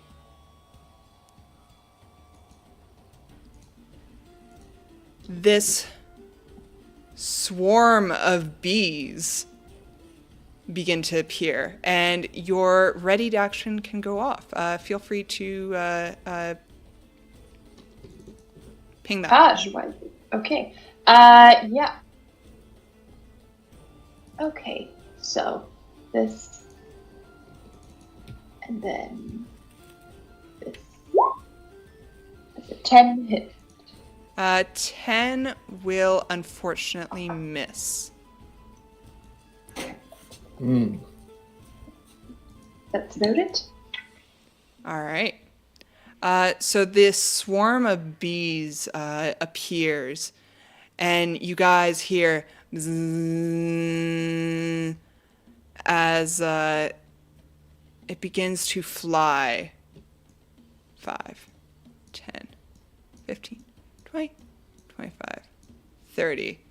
And I'll get to there before ending its turn. You guys hear more buzzing in the deep. As another swarm of bees appears. And it's going to move 5, 10, 15, 20, 25, 30. And it'll end. DM, as it gets there, I do have Polar Master. Ooh, yes. So I will actually do an attack on it. All right. Go ahead and make me that attack. Ooh, yes. Oh. First, I should mention, aren't they 15 feet away or are they 10? It moved here. Yeah, at they least I came within his reach, and yeah, that'll definitely hit our first natural 20 attack of the game. We're having a lot of nat 1s and nat 20s. All right, let me take a peek here. I'm pretty sure. And Yes. I think I have to do this as a paladin, right? You kind of do, yeah. Yeah. You can do the thing. It's the rule. Let me see, where did I put it? There it is. So just 2 of these. Jesus.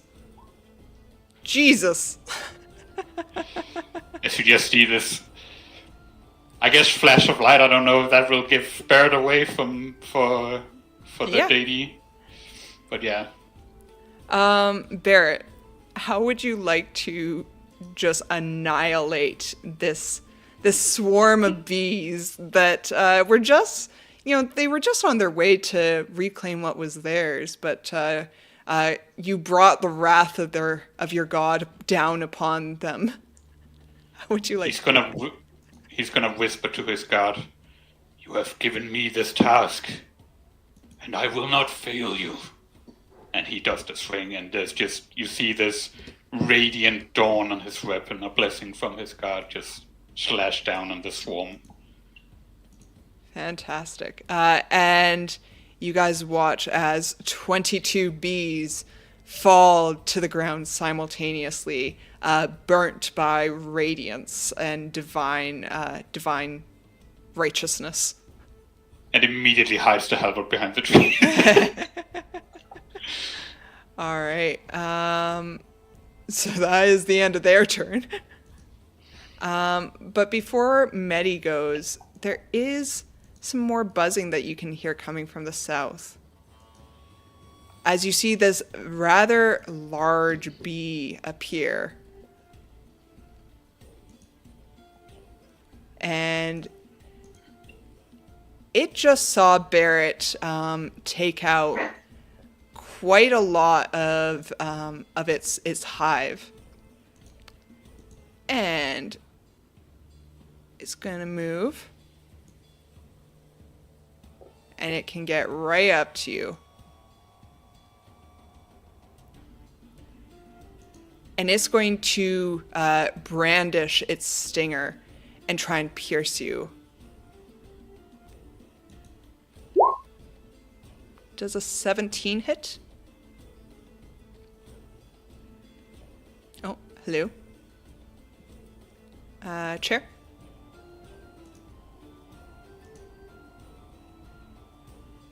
Hello?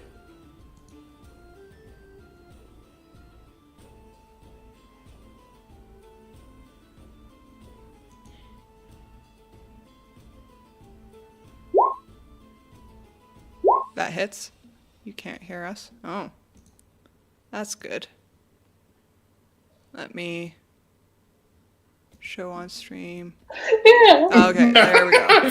Quick, guys, time to plan, time to scheme. All right. I got it working. Dang it. We'll talk about it later. All right. Sorry, 17 hits, you said? Yeah. All right. So I need to chair. make a saving throw. it seems. Yeah, could you make me a Constitution saving throw? Okay, yeah. I So got you it. take 6 piercing, and then That's a save. That's a success. 11. Yeah. Yes, you only take 5 poison damage. So 6 piercing and 5 poison. Three piercing, Okay, and so 8. 9. No, wait, it is 8. Never mind. Don't confuse me. all right. It's math. I'm sorry. It happens. As this bee exacts vengeance for its fallen comrades, the rest of you watch as its stinger pierces into Barrett the Polite. That That's seems just to something be its turn. Nettie, it is now your turn. Alrighty. Let's see if we can make some fireworks. As I'm going to look at the swarm that's left and shoot a firebolt at it. All right. 21. That hits. Go ahead and roll me that damage. Let's hope for more than one. There we go. Nice. good. All right. It will take that 6 fire as 6 bees lose their wings and fall to the ground, crispy little nuggets. You just see Medi just kind of try to climb up a bit so they don't come to him, and then slowly fall down. He's not meant to climb trees. EOT. All right. Fantastic. Jay, before your turn, you do hear the deep hum of one last bee. And this bee saw Medi shoot fire at its hive, and it doesn't like that, so it's going to fly 5, 10, 15, 20, 25, 30, 35, 40, 45, 50. But it's unable to get up close to you, and that'll be its turn.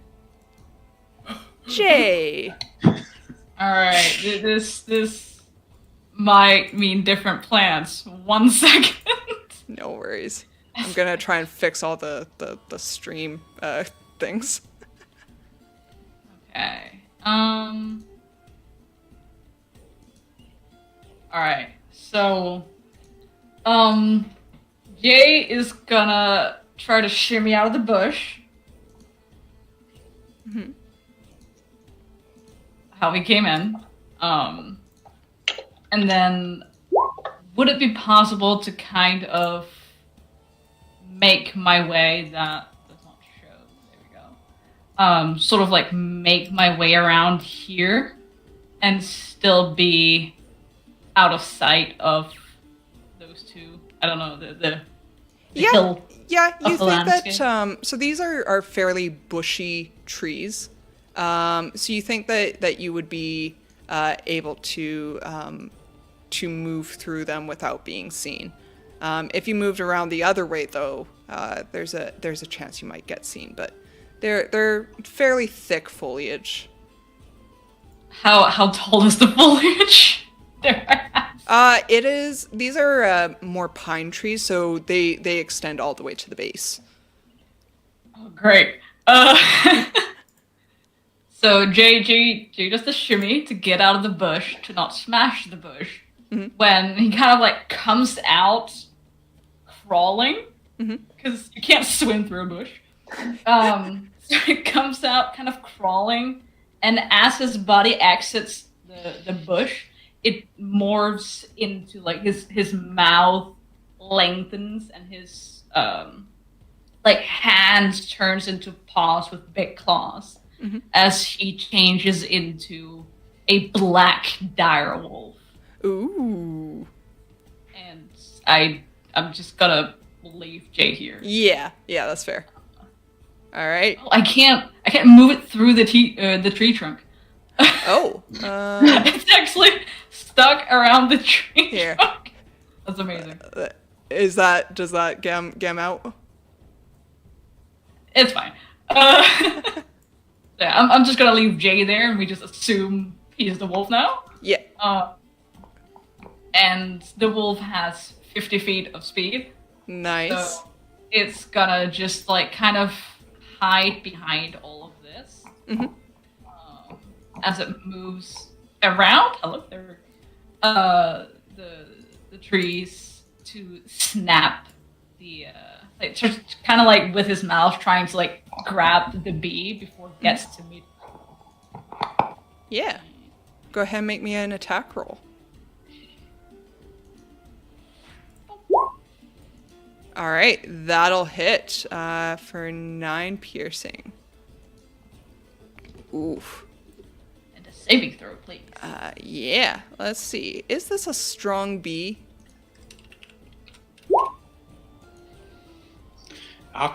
Damn. It is Damn! a very.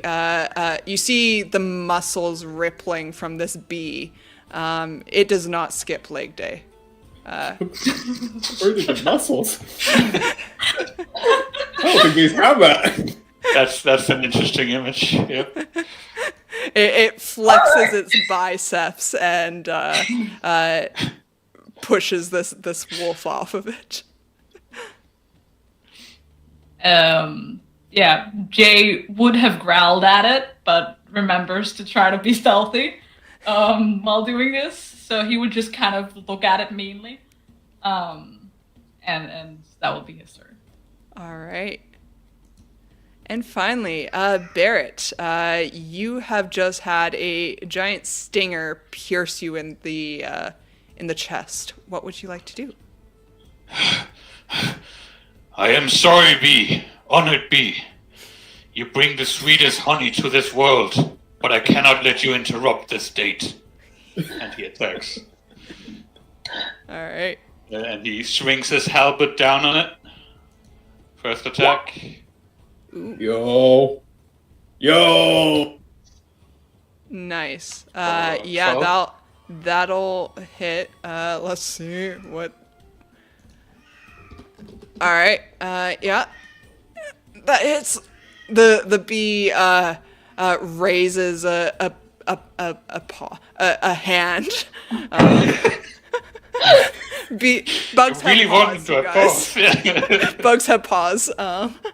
It raises a hand up, and it goes. Bzzz. My attack is not finished yet, bee. And he attacks with the back of his halberd with Polar Master. Yeah. Go Got ahead and 16 roll. hit. Yeah, go ahead and roll the damage, but I'm pretty sure I know what's gonna happen here. Barrett, how would you like to do this? The first attack cuts off the back of the bee, and then with the back of the halberd, he bunks it down to the ground. Brilliant. And he looks over to how the rest are doing. And it does look like they might need some help soon, so he's gonna move. You said if I moved here, it would be fine with the staff? Okay. Yep. He moves down.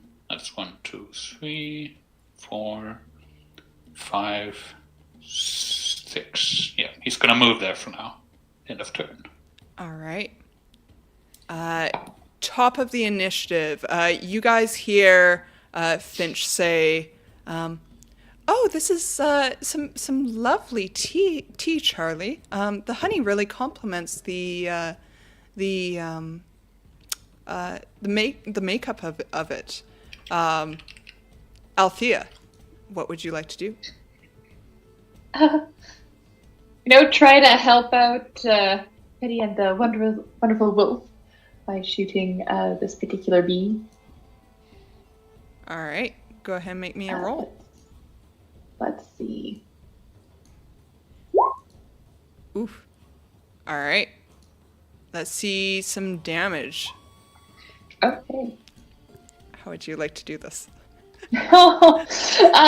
Apologizing to it for, it's just doing its job. She'll quickly and painlessly try to just shoot it in between the eyes, hoping to make it as painless as possible. Perfect. As this bee falls down to the ground, its eyes lock with yours in a sorrowful expression as you watch the light die from its eyes. Oh. Anything else you'd like? Very to sad. No, very sad. And she'll, hunker up to the tree, thinking of ways to help them flourish again once the date is over. Yes, exactly. All right. That's your turn? Mm-hmm. All right.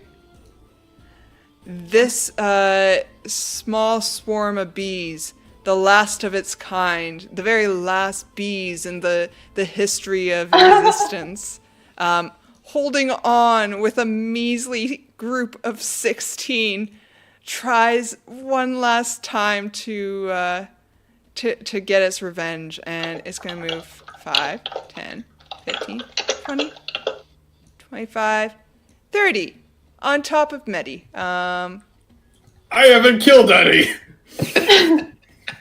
You burnt its comrades. And it's going to begin to attack you. Does an 18 hit?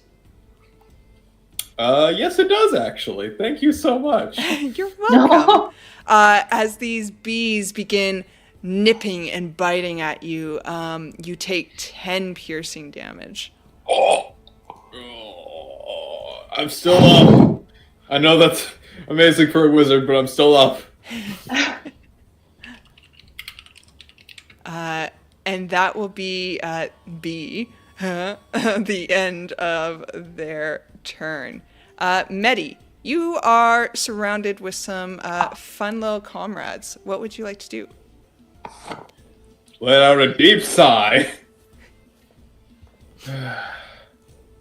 You'll be meeting your brothers and sisters and whatever else too. As I am going to use Toll the Dead. Ooh. Not the best damage, but please make me a wisdom save or the bees take 5 necrotic damage. Are they wise? The bees, fit their little heads together and try to withstand the ringing of this bells. But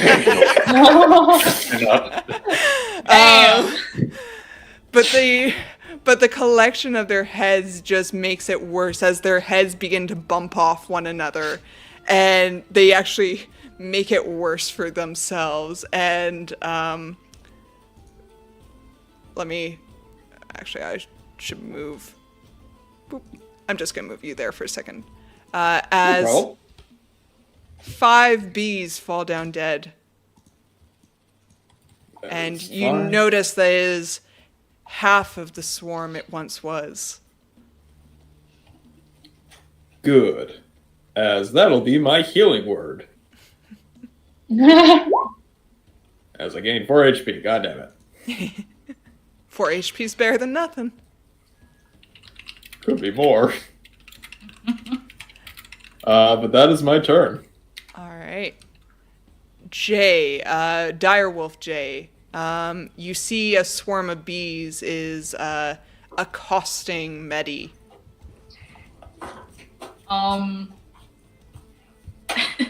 In his giant direwolf form, he just tries to kind of snap the bees with his mouth around Medi. Mm-hmm. So he just has these giant jaws just clapping together around him. Mm-hmm. As I attempt to make an attack. Ooh, that'll hit. Let's see. 11 piercing. You do notice as you try to bite onto these bees. And sorry, I'm going to move you to the side, Medi. That the piercing of your bite isn't as effective as you thought it might be. They just fly out through between his teeth.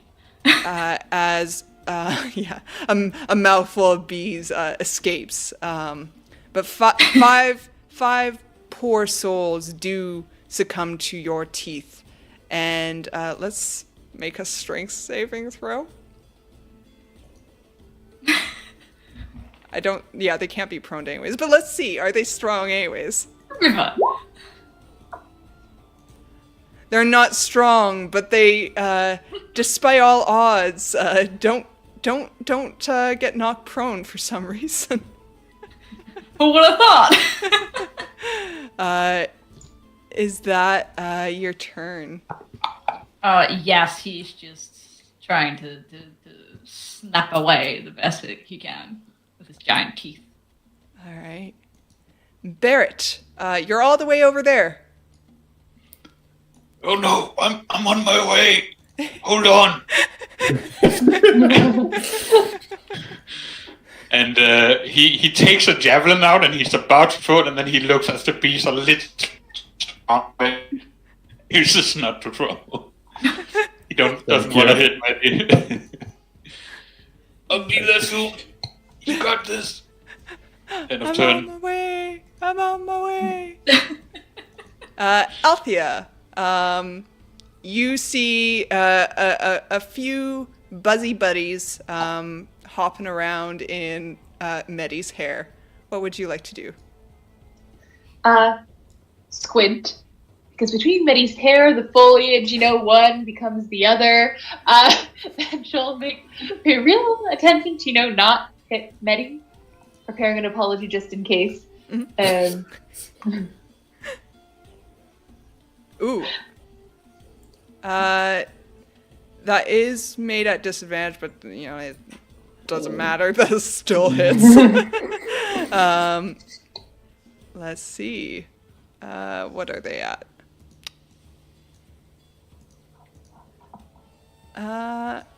You pierce your arrow, Althea, and you watch as 5 bees, like a shish kebab, get skewered on your arrow. And there is one bee glaring at you. Defiant of authority. Seeing that there's only one bee left, Althea will whisper to it. I don't know if I can understand her, but anyway, she'll try to say, please go on. If you wait the day, I'll bring you to a new patch where you can repopulate that isn't burdened by dates. Isn't burdened by dates. Perfect. Amazing. Yeah, that's the end of the turn. All right. This defiant bee is not going to go down without a last stand. You guys hear zzz, and the surrounding nature hears as a little voice screams out, "Viva la revolution! Viva la honey! Viva la bee!" You guys, of course, don't understand what's being said, but it's going to try to bite Medi one last time. I'm not the one doing anything! Oh god, thank god I missed. That is a lot of damage for one bee as well. Oh, wow. In fairness, it's the 6, but it doesn't hit, as it's a little preoccupied by the dead comrades littering Medi's hair. But that is their turn. Medi, what would you like to do? The revolution died the moment it started. Told it did. Maybe this bee is wise. Let's see. No, not at all. As the bells ring, this bee looks on ominously, and it closes its eyes with its eyelids, because it has eyelids now. And it listens to the bells, and it says, "Until next time, That's amazing. If you ever name this episode, it's gonna be Paws and Islands. That's perfect name. Oh. And it falls down to the ground. And you guys hear do you hear the bees sing? And then silence. As that is How's the the thing? end of combat. Congratulations, guys. You Killed the bees. the bees are no more.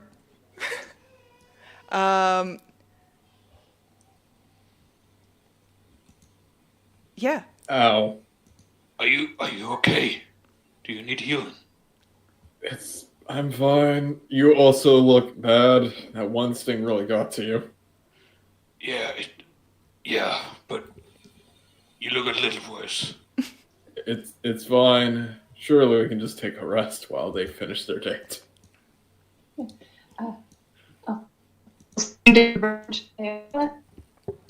can patch you up a bit if you need anything. I can't do it often, but that sting looks like it's swelling. Save your spells. I'm also a spellcaster. I have it just in case. I'll be fine. But yeah, do we get a short rest here? Or? Yes. You guys are able to lick your wounds clean, and as Charlie and Finch enjoy the sippings of tea and honey inside the dead tree, you guys are able to enjoy your own rest, and feel free to roll your short rest stuff. I will say we will take our scheduled halfway point break here. I had to go feed a hungry baby. So we're going to plan to take a 20-minute intermission. So at the 12:30, at the 30 mark, wherever you're at, plan to be back here, and we will talk with you all then to continue on with the date. Yes. The fabulous date. All You right. said at the 30 mark? Yes, so in 20 minutes, Gotcha. wherever you guys are at. Alrighty. I will see you guys at that point. Stay tuned for more. Yee.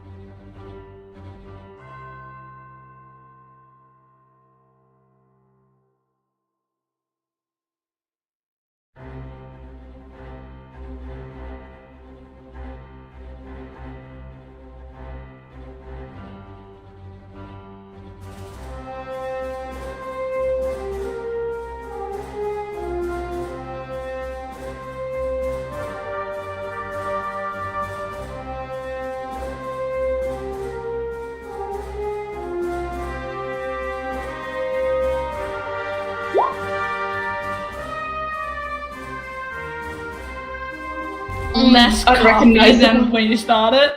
Like, it's just no. I might as well just drink milk with sugar then. You're instead, yeah. Like We're I starting have. stream back again, by the way, so be careful. Oh,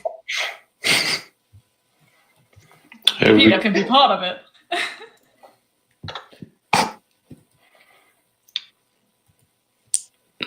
Oh, but no. If you're talking to I us, promise- Phoenix, you're muted. Yeah. Yep, I was talking with you guys. I thought it was the stream, perhaps, so I didn't say anything. Oh, Oh, You guys, no, it's okay. I didn't say anything important. oh. Of course, I hope anything you everyone say is had a lovely 20-minute break. Yay. Yeah. All right. So we are going to be starting back here. If you guys did not roll your short rest stuff or do your short rest stuff already, now is the time to do it. But otherwise, we will jump right back into it. As you guys finish up your short rest, patching your wounds and taking stock of your supplies, reorienting yourself to your surroundings, you guys do see Charlie begin to exit from the tree trunk. He goes, "Oh yes, if you like that, just wait for the main course." And you guys see him kind of brush off some grass and that kind of stuff that has accumulated from staying in the tree. And he looks around him, gives a nod to himself, and goes, "All right, time for the main course." And he begins to walk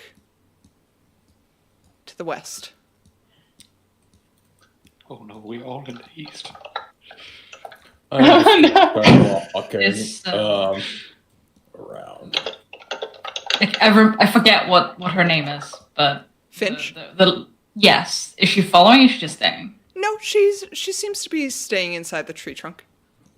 Okay. Yeah, Barrett is gonna follow Maddie's choice. And they can only see like through this front, right? Yes. If they look out. Yeah. Okay. So we all So just slowly make our way around. yeah, Careful, Barrett. Careful. yeah. Barrett is gonna hide behind this tree. As you point that out, Medi,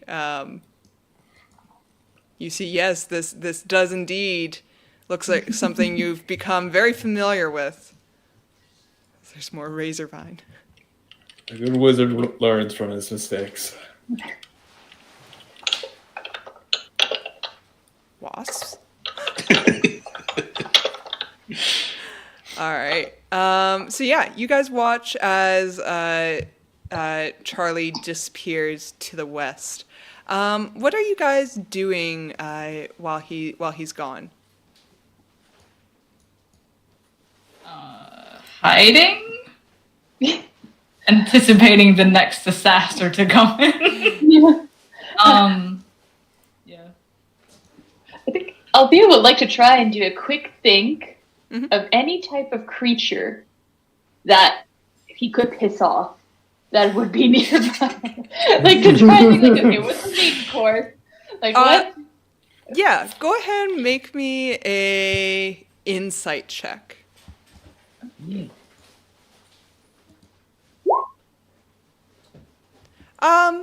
Althea, you've seen a variety of different creatures in this forest. There are fey creatures, there's beasts, there's even a monstrosity or two. You, with an 11, you're not certain what he might upset. However, you are aware that there are creatures in this part of the woods that like their solitude, that like the security of the depth of the woods. And as you think this, in the distance you hear a howl. Oh gosh. Althea will look over to Jay. Last they remember, they're both like, Jay, are you transforming back?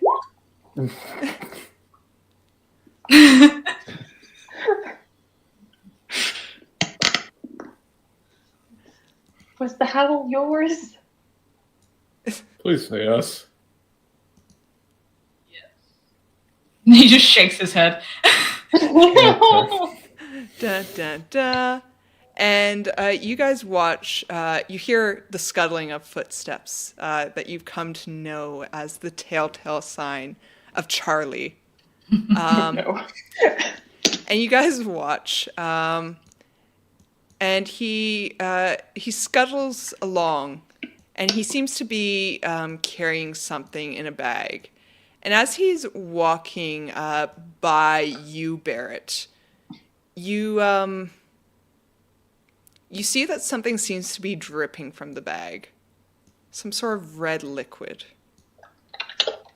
And he gets back to the tree trunk and he says, "I hope you like steak," as he enters in the tree trunk. And you guys hear more wolves in the distance. Please roll me your initiatives.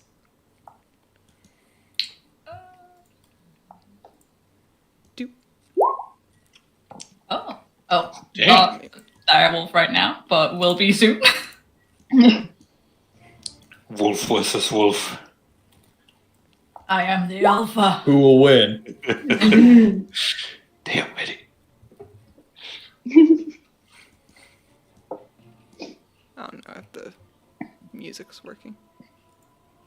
Oh yeah, We hear it's it. okay. Oh, I hear it at least. Yeah, okay. I might not. All right.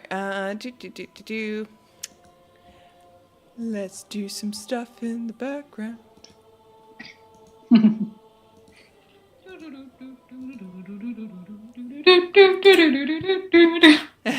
1, 2. Oh gosh.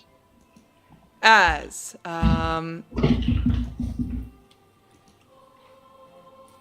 you guys hear the chorus of wolves begin to chime up and grow louder and louder and louder. Medi, you get ready to act. What would you like to do as the first in initiative? Since I can't really see anything, I am going to hold my action for a first level spell. If you don't mind, I would like to keep it secret until I cast it. Sure, that's okay. So what's the trigger on it? Anything gets close enough for me to use the attack. Any thing that can howl at least. Okay. Which is 60. What's Which is 60. the range Please on it? specify if it's you not don't mind me Jay. asking? It's not. Of course not. Many thinks you're funny. You're okay. Thanks. It's And 60. All right. Is that your turn? Yes, holding my action. All Thank right. You are concentrating on getting ready to cast this spell. Barrett, you Barrett also is gonna hear this howling. What would you like to do? Barrett is gonna step out in the open and do a little prayer before he gets his halberd ready, and he's just gonna take the dodge action. All right. You are dodging. Let's give you a little wavy wave. Where's the wavy? There's the wavy. The way. All right. Dodge action. Before Althea goes, there is a wolf that comes. Let me just make sure. I'm pretty sure you're. Oh. You are just out of range for him. I think. 5, 10, 15, 20, 25, 30, 35, 40. So he will do. get to there. And I do get an attack. For what? For Polar Master.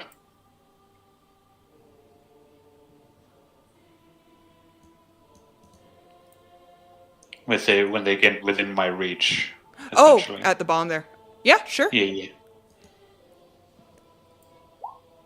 I'm pretty sure that hits. I don't think the wolf's wearing armor. No full plate on the wolf.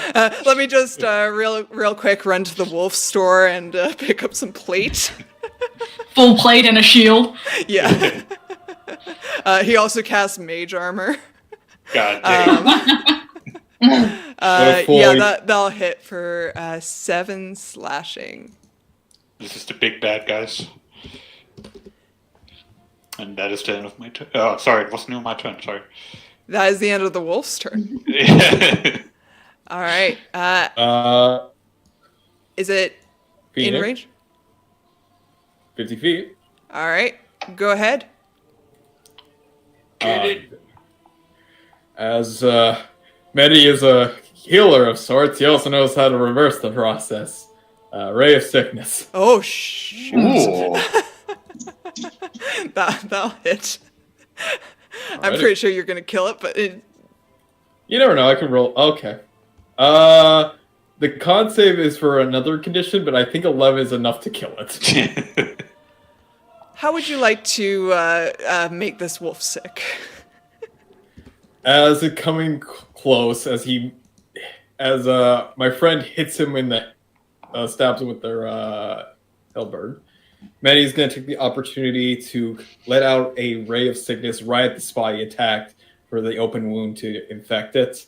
Mhm. And as it's happening, everyone will see strings attached to his hand Mhm. as he's kind of absorbing the wolf's essence. Ooh. I gain HP back based on the spell level, which would have been, twice spell levels, which is 2. 3 if it's necromancy, which this is. Unfortunately, I'm at full HP, so this doesn't happen. But that's still, everyone can definitely see I'm absorbing its essence as that happens. But yeah, that's my hold action. Fantastic. Althea, you watch as Barrett and Medi annihilate this wolf. Thinking about the biodiversity, the food chain of this place, she lets out a little sigh, but follows the actions of her comrades and gets ready to shoot a fluffy, wolf that isn't Jay if they come in sight. All right. Jay, That is I. what would you like to do? You hear some more howling coming from the west. Jay would like to do his darndest to establish himself as the alpha Ooh. of whatever pack is coming. Okay. So, since they're not here yet, Jay walks out as they've seen him do before, where while he's walking, he kind of morphs and turns into the wee little direwolf. And he is also gonna do. I'm gonna use my action because I know normally I can choose to do it as a bonus action. Now choose to do it as action. So that I can do this. So not only does Jay walk out and turn to a wolf, but as you see, once he's turned and he keeps walking, these giant quills shoots out of his back. So like all the way down and like kind of down the side of his legs, arms, to protect him from being attacked from different directions. my flavor of not being able to have advantage against. And so now the quilled direwolf walks over with his 50 speed of movement. I think that's plenty.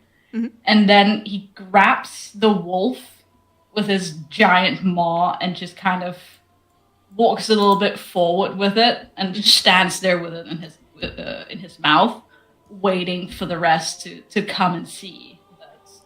Well, he pretends he killed it. Okay. But to kind of like establish his dominance. Go ahead and make me an intimidation check. Alright. Direwolf time. I'm gonna remember to do that. And direwolf intimidation. Oh. Ooh. All right. That's pretty intimidating. All right. We'll see how that turns out as this pack approaches. Anything else you'd like to do? Kind of like I assume he just kind of he's like growling, like got the lips up with the wolf in his mouth, just trying to show off the teeth as well. All the wolf language stuff. Yeah. And that's it. He's just gonna stand there. All right. A wolf approaches. And let's see. Let's make a do.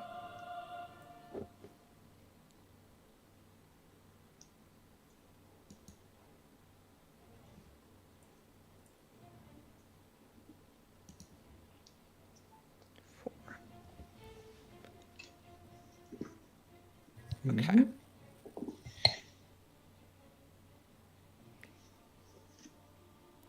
Now, I have to decide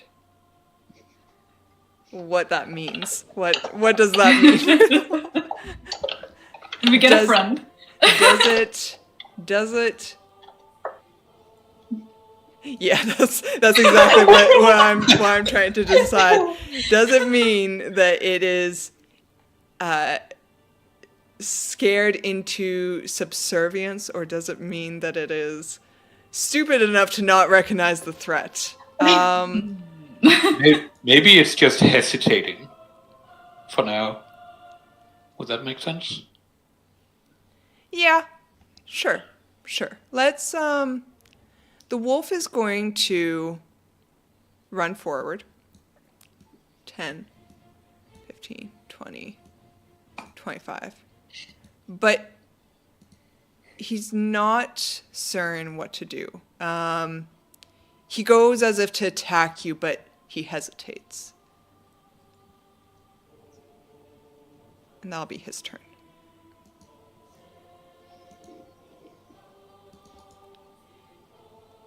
Appearing from the west, another wolf. I bet you never guessed. A wolf? A wolf? No. And he's going to move 5, 10, 15, 20, 25, and let's see.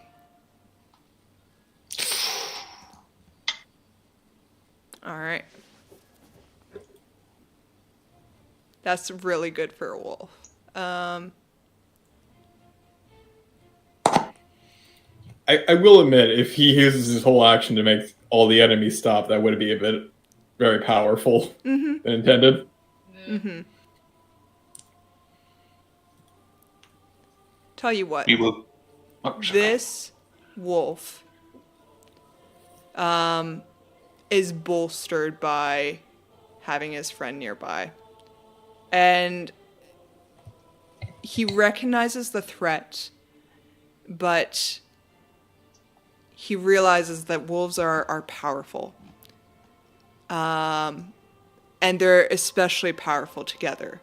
And knowing that, he's going to try and bite you.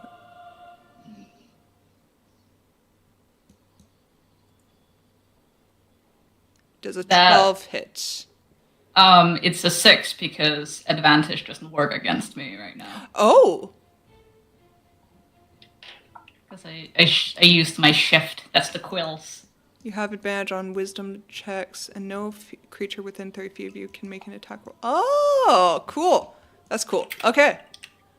I just read the wisdom. So, a 6. Oh, So, he does not find purchase, and he looks at your quills as he gets a mouthful of them, and kind of growls. And as this deep growl begins in his throat, you guys hear an even deeper growl come from the woods. Another Yes. direwolf. This steps out. so pretty. Aw. This beautiful white wolf with shards of crystals permeating through their fur.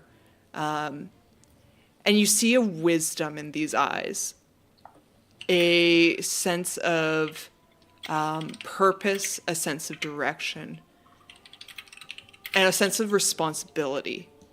This wolf is here to fight for its pack. This wolf is here to gain whatever advantage it can in this hard, harsh environment. And it sees this second dire wolf trying to take over as alpha, and it is immediately threatened by you. It's going to move 5, 10, 15, 20.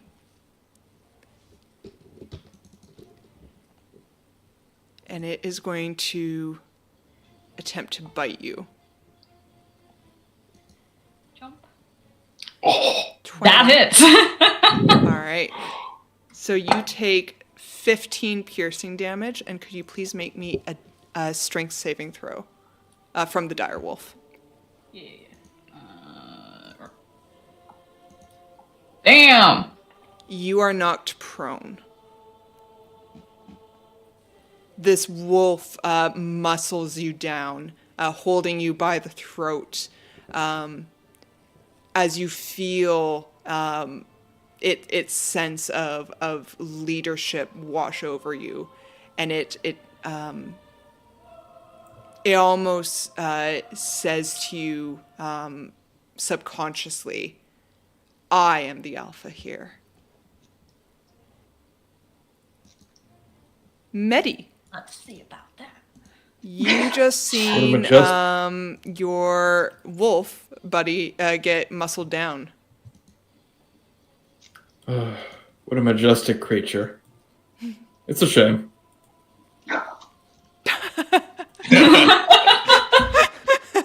What a majestic creature. Let's make it sick. All right. Let's see. 11 damage and make me a con save. All right. 11.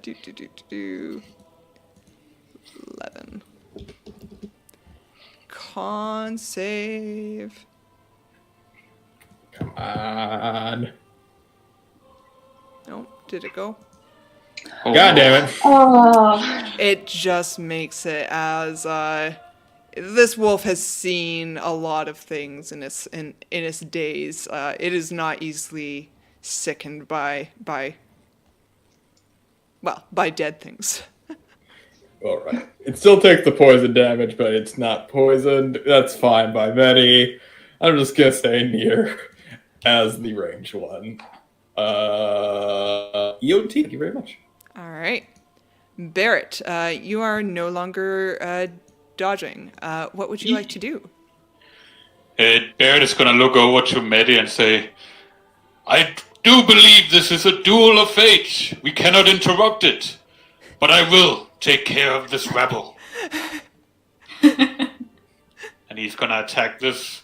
Sorry, I'm gonna move here instead if that's okay. Sure. Instead of going all the way.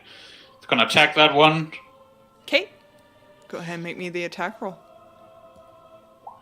Oh! How does this Oh. look, Barrett? There's not even a tree in the way. What fucking? I think. Tripping over I Jay. think. I think Jay still has a bit of that wolf in the mouth, and I hit that on the way by mistake instead of the actual wolf that's alive. The rest of you watch as Barrett attacks the body of the dead wolf. But I still have the back of the halberd at least, so Yeah. let's see if I can hit with that. Does a 12 hit? You whiff just.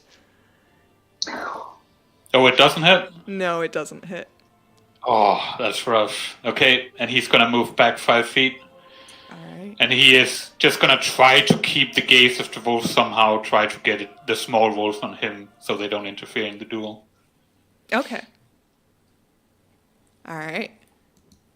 And that is the end of my turn. Althea. Sounds good. That's on me. I forgot my held action, but that is on me. But nevertheless, taking her chance, she will attempt, lead the duel of fate. But first, bonus action, cast a spell, Mhm. the Hunter's Mark 1. Which one? This little wolf. The one down here? Yes. Alright. Okay, and I can use my bonus action to change it. That's what I wanted to see. Okay, so bonus action, that little one. And then let's shoot it. Alright. Let's go. Ah, Oh, 13, you just hit. okay. The poor one on the hunter's mark. It's there.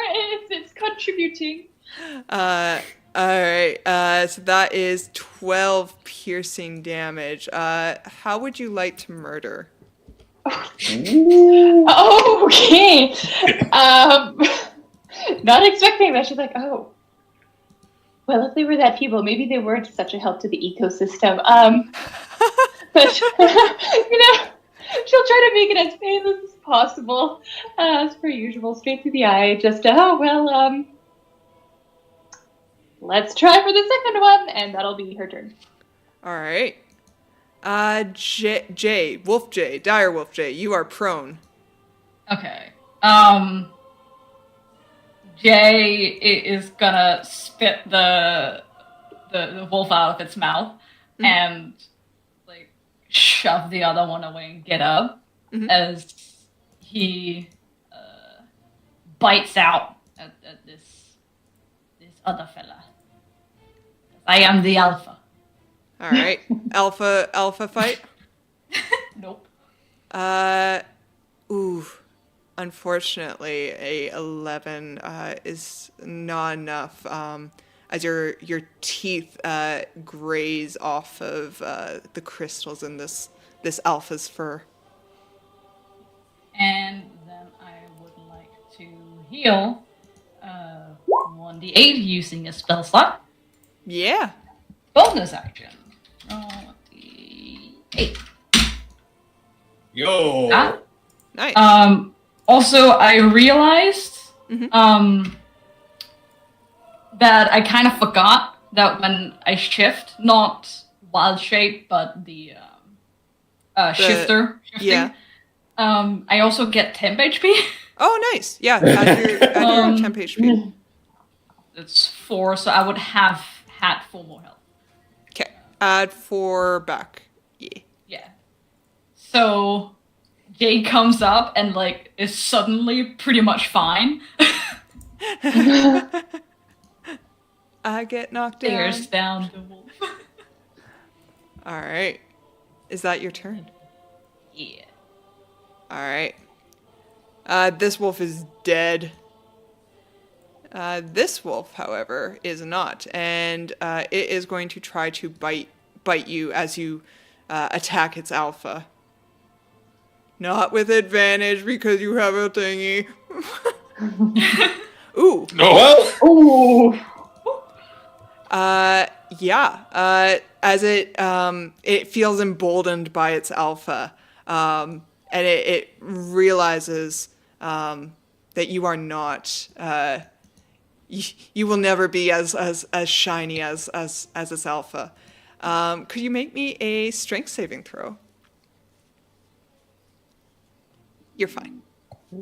You know, it tried to overpower you, but you're a big dire wolf.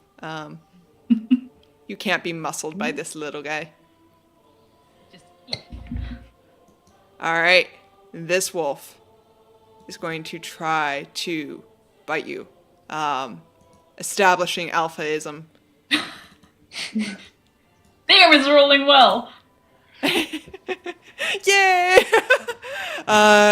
As you take 11 piercing damage, and could you make me another strength saving throw? Of course, if I can find my sheet again. There we go. Oh my god!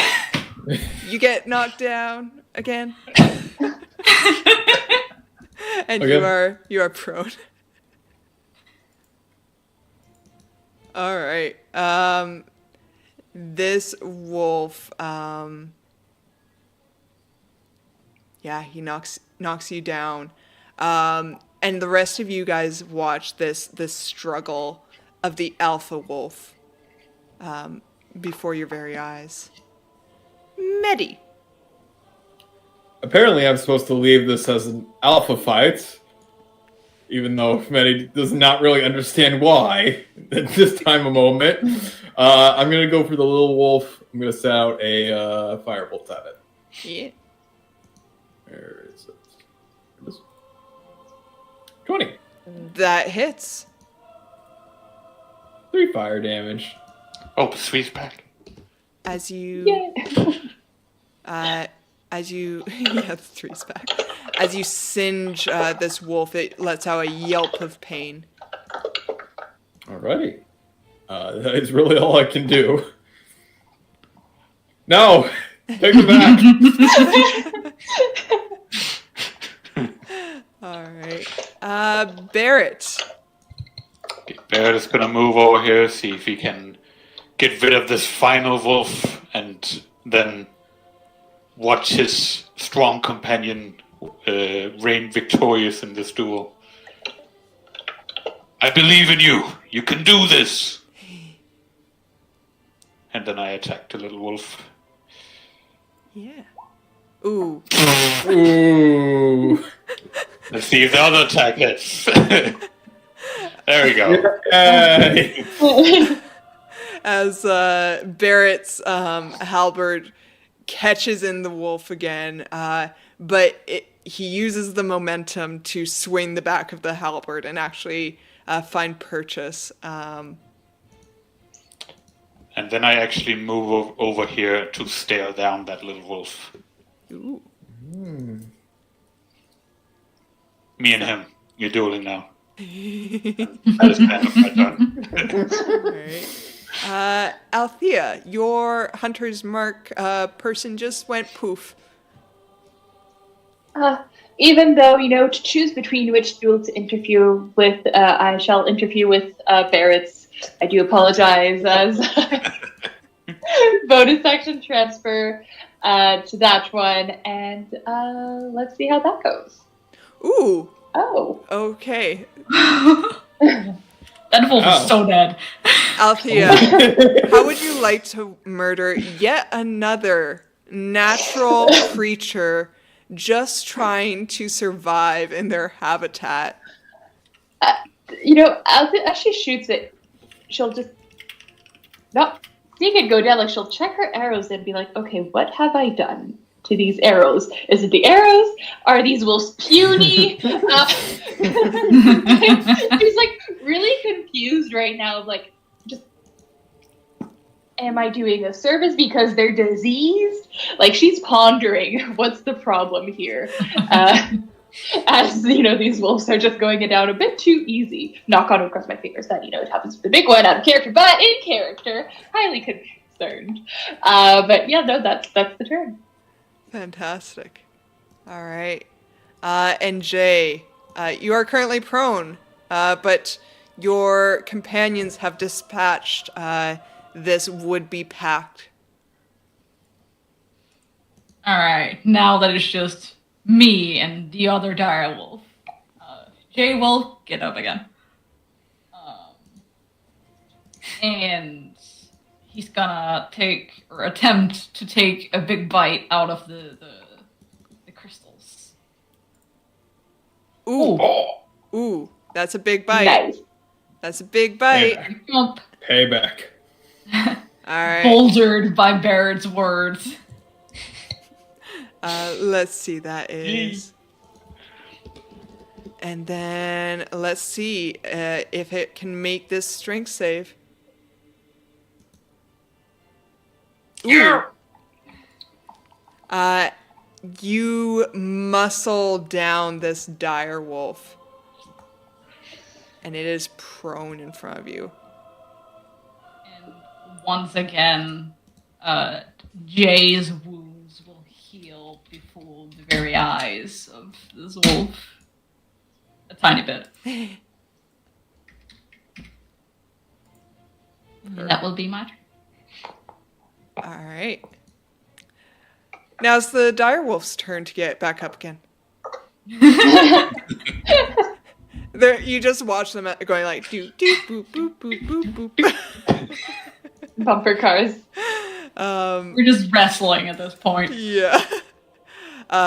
Teeth and claws and fur abound as he tries to take another bite out of you. Oh, I'm pretty sure Misses. that misses. Yeah. The wolf, its ears fold back, and you see it seems uncertain. Medi, Let's see. What? paws and eyelids. The wolf seems uncertain. Ah. I'm just gonna help out Jay in this situation. I'm just gonna ring some bells to make it an easier kill. As I will toll the dead. Let's see. Actually, we don't check Toll the Dead's range. It might not be 6. It is 60, never mind. God damn it! This wolf calls upon its knowledge of sounds and is not swayed by your bells. That's fine for now. EOT. All right, Barrett, your dueling companion is unfortunately dead. That is okay. I have other business I need to take care of. Friend, can I touch you? Jay's a little busy right now, but you could probably, you know he wouldn't mind. Gotcha. So you would feel like a hand on one of your hind legs, and then you will hear Bear say, "My God is watching your duel. Fight with honor." And I'm gonna use all my lay on hands points to heal you 10 hit points. Nice. Ooh. Ooh. Whoops. Oh. Wow, that's a really powerful hands. Got a little shiny there for a moment. As you just all around Jay's form. And that is the end of my turn. Brilliant. Althea. Yet again, your hunter's mark has perished. Yes. Hypothetically, could I do bonus action transfer the hunter's mark, but then hold my action to shoot after Jay's turn to, give them a chance to finish them off? And if they don't finish them off, then my held action will go out. Sure, that's fine. Yeah? Okay. I know it's not precisely how holding an action might work, but okay. So yeah, bonus action transfer, and then, leaving this battle out, wishing Jay good luck. She'll ready her arrow just in case to help. All right. Jay, you are healthier. You are encouraged by your allies. What would you like to do? You said it started to look uncertain, right? Yes. Can can Jay ascertain whether it is gonna surrender? Go ahead and make me an insight check. Okay. I have nothing special, so it's just gonna be this. 16. All right. Yeah, you get the sense that this wolf does not think it can win this fight anymore. And self-preservation is important to this wolf. It's important to any creature, really, but this is a wolf that can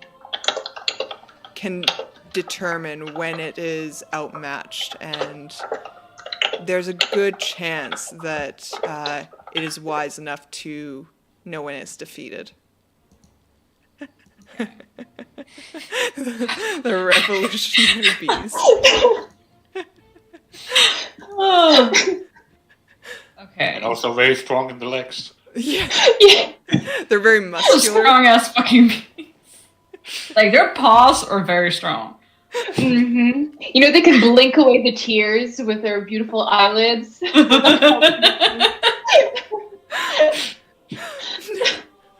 Oh. It's not just revolutionary beast, it's also evolutionary beast. Yeah. God, I love that. Okay. Jay is, instead of biting, Jay sort of just locks eyes with the wolf, growls, and kind of move all the way in close, like pushes into its space, and kind of circle his body around it, kind of blocking its body with his own. Kind of like giving it an offer of surrendering. Okay. In wolf language, I think. I don't speak wolf out of character, but let's just assume that's the wolf language. Wait, you weren't fluid in wolf before you decided to play a druid? Oh? All right. Is that your turn? Oh no. Pardon? Oh, hello. Oh, there we Oh, go. okay. Is that your turn? Yes. He's currently blocking its body with his own. Kind of like, All right. if you fuck with me, you better fuck off. This wolf is going to disengage. And it's going to move 5, 10, 15, 20, 25, 30. And it's going to move off screen.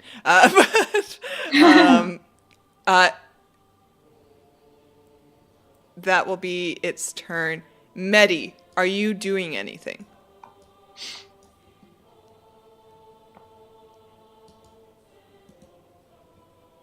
Oh, hello, Medi.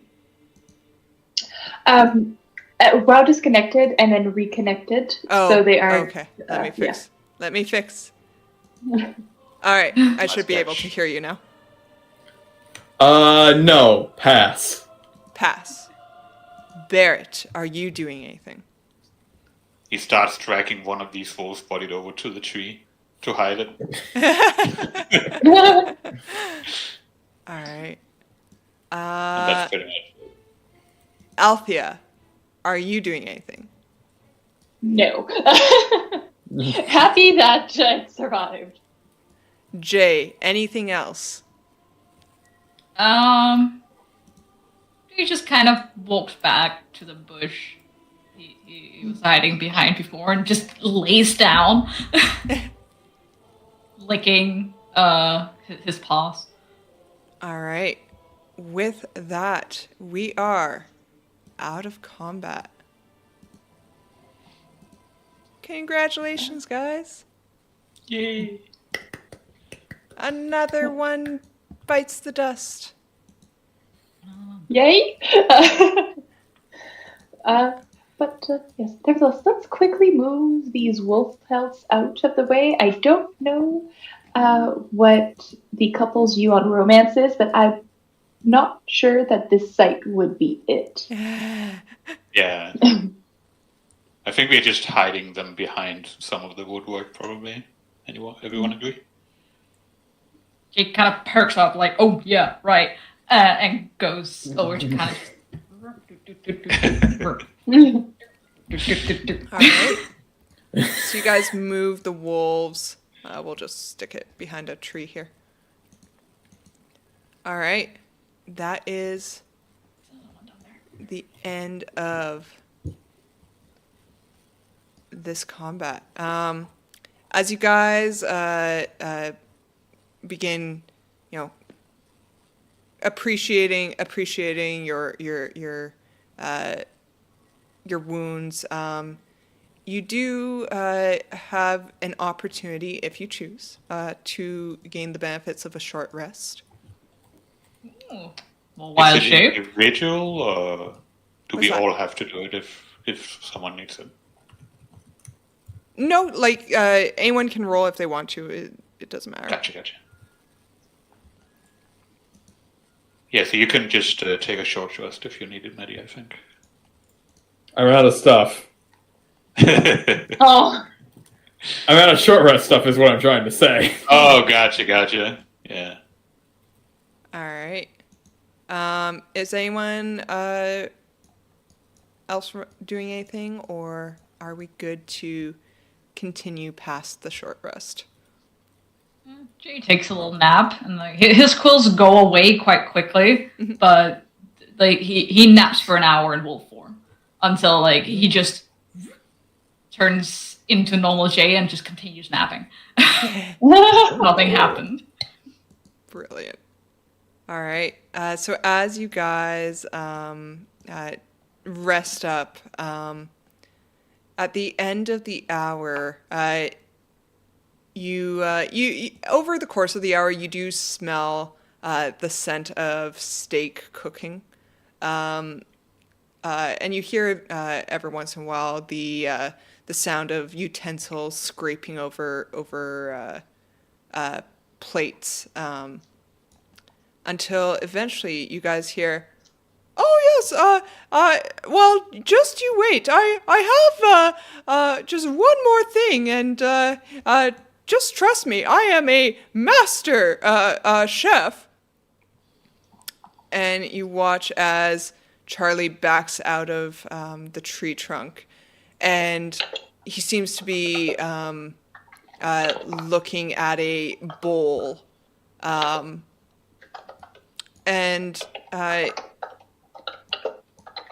Medi and Althea, because you guys are there, I'll get you guys to roll me perception checks. Heard. What does a 7 give me? All right. Medi, you just think, he's carrying a bowl. There's nothing strange about that whatsoever. Althea, as you watch him walk out with this bowl, you catch the scent of food, of something sweet and dessert-like. And you see him look in, and he starts to mutter to himself. And Althea, you hear him say, "Just need some egg." He's gonna run. No! There's a whisper shout, Charlie, stop! Charlie! It's a good thing I'm blaring my music in my ears. What is this technology? Imagine him I would like running over like, no! Slaps the thing out of his hand. Yeah, can I attempt to shoot the bowl? I'll say that if you try to shoot the bowl, you would have to essentially make an attack roll at Charlie. Then can I attempt to throw a dagger next to him in his general direction? Not at him, not at him. I'm not good with the throwing it, like to try and like hit a tree, or can I shoot an arrow at a tree to like stop him? Like in front of his feet. Yeah. You can try. I'll say, so I'll get you to roll. I'll get you to roll an attack roll. The attack roll will be a decently low DC because you're just basically attacking an AC of a tree, which we'll say is 10. We'll say the tree's AC is 10. Okay. So if you hit, I will then roll a perception check for Charlie, based on whether you hit to see if he hears it hit. Okay. Oh gosh. Okay.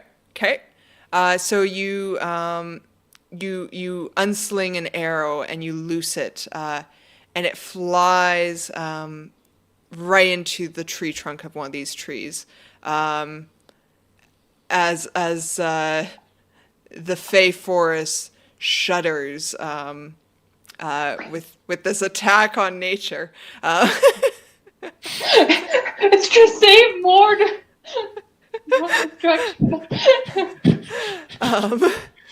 Let's see what his perception's like.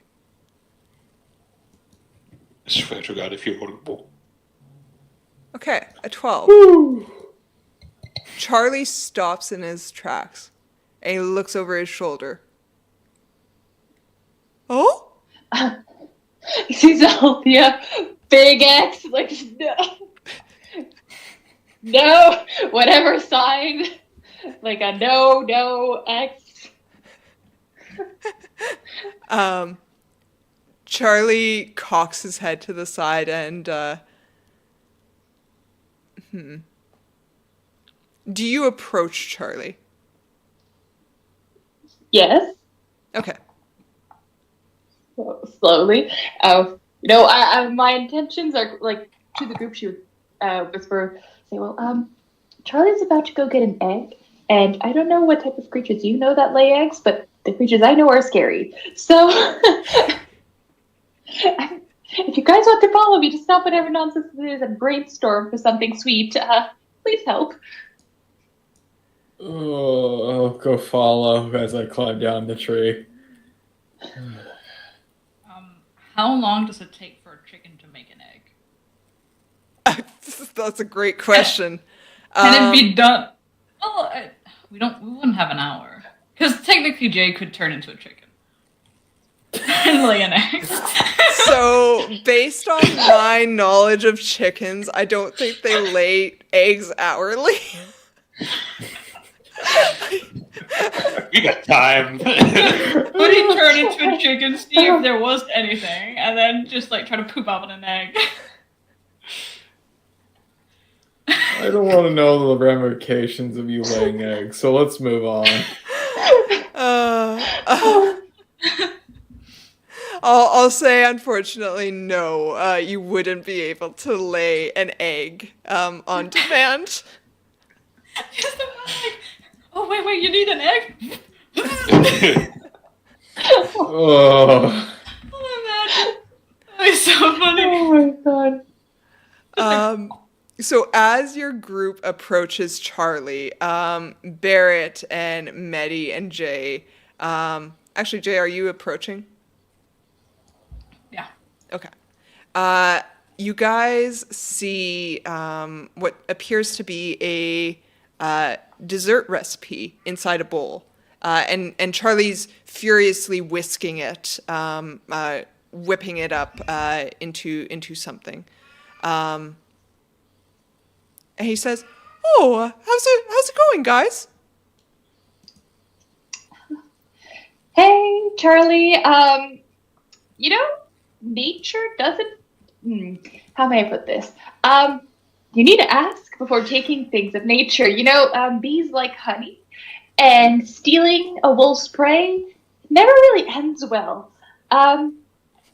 So if you're open to the idea, I strongly suggest we brainstorm another way that indefinitely borrowing some creature's eggs.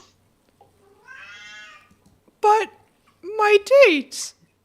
How am I supposed to make the souffle if I don't have egg? We can do. Sorry, the cat is very loud. I'm sorry. Maybe we can get that cat in the background. I don't know. Jay turns into a cat. No.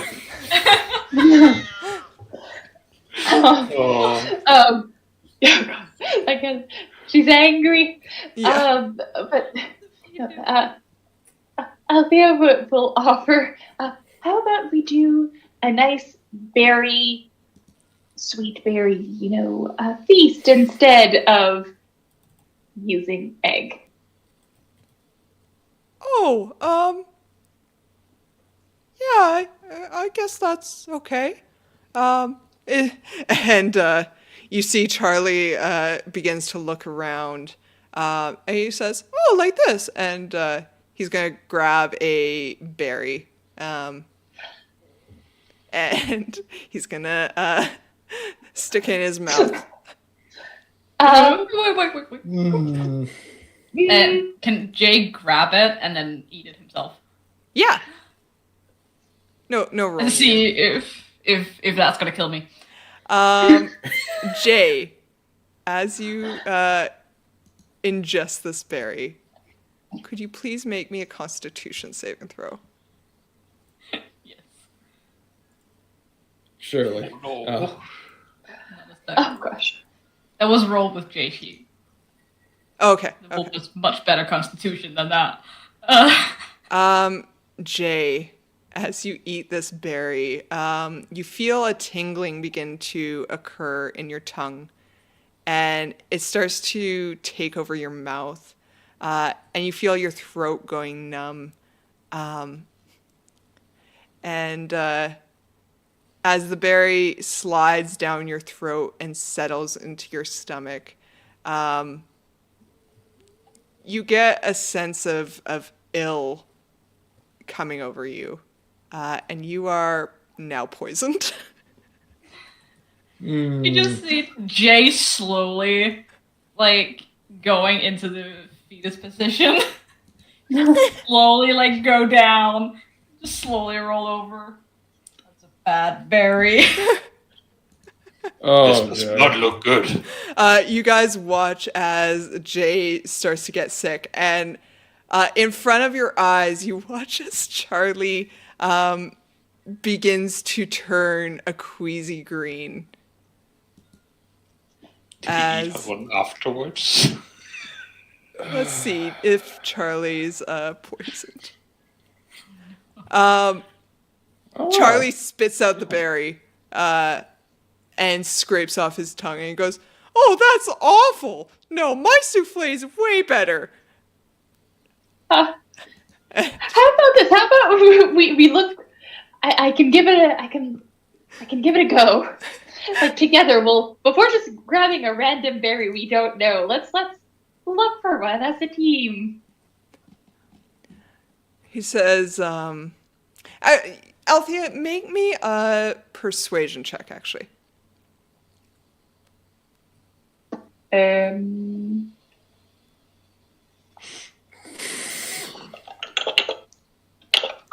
Charlie shakes his head and he says, "I don't know much about dating, but I don't think making her eat poisonous dessert will get me a second date." May I'll I see. offer? Oh, sorry, go ahead. May I offer a solution? One that doesn't get you in danger, possibly. Maybe. I'm going to ritually cast Unseen Servant. Oh. As I make a little invisible guy, just a little dude. He can perform basic tasks and interact with stuff. Basically, I want to ask if they can just go grab the egg, and since they're invisible, they should have a better chance at least. Sure. Let's see.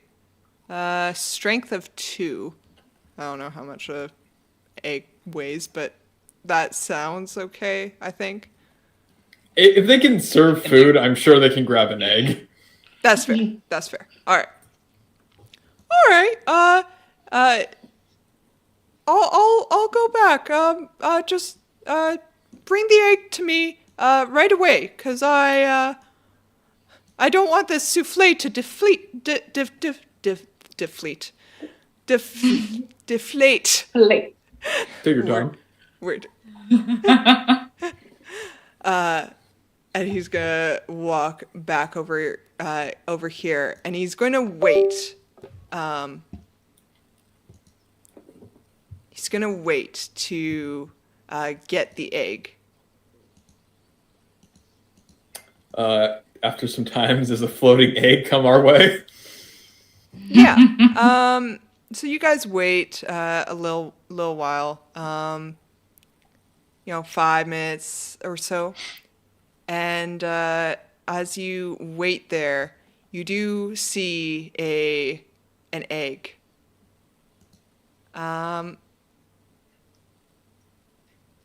Any one of you is welcome to make this check. But I'll only get one of you to make it. So decide before. But it seems like a strange egg. Go ahead and one of you roll me a nature check. Can the smart one in the room please make this? all yours. Thank you. Remind me if there's disadvantage.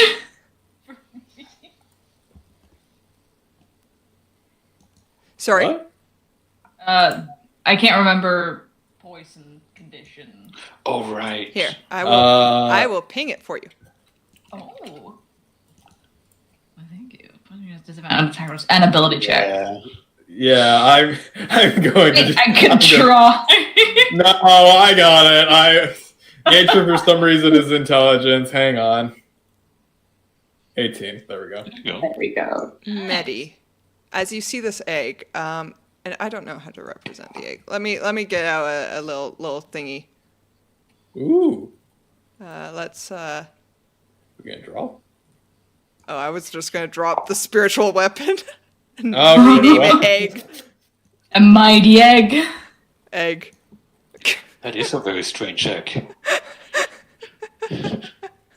Blue and gray. What an interesting set of colors. As this egg floats by Medi, I assume you indicate to your unseen servant that you'd like him to bring it to Yeah. Charlie. Yes, of course. Medi, as you get a closer look at this egg, you recognize the specific spots on this egg. You know that this is a snake egg. And could I please get everyone to roll me initiative as you hear rustling coming from the east, as something's moving through the grass. Initiative is an ability check, right? Is it? Hang on. That's a Yeah. great Technically, question. And isn't it like you have and there's a strength athletics check? I'm pretty sure initiative is a dexterity initiative check. It is an ability check. Yeah. Mhm. Okay, so roll it twice with and take the lower of the two. Initiative. Oh, sorry. Wow. Nice. You roll better than the rest of us. Yeah. Even poisoned. It's the protective creature in him that's waking up. Instincts taking over. Mm-hmm. 1, 2, 3, 4, 5, 6. It's a lot of snakes. I have had So you keep these counting. snakes in this forest. The positive side, one of us is already poisoned, so. Yeah. That is true. All right. Snake sounds. Oh, And that's Chair, I good. hope you like this music. Ooh.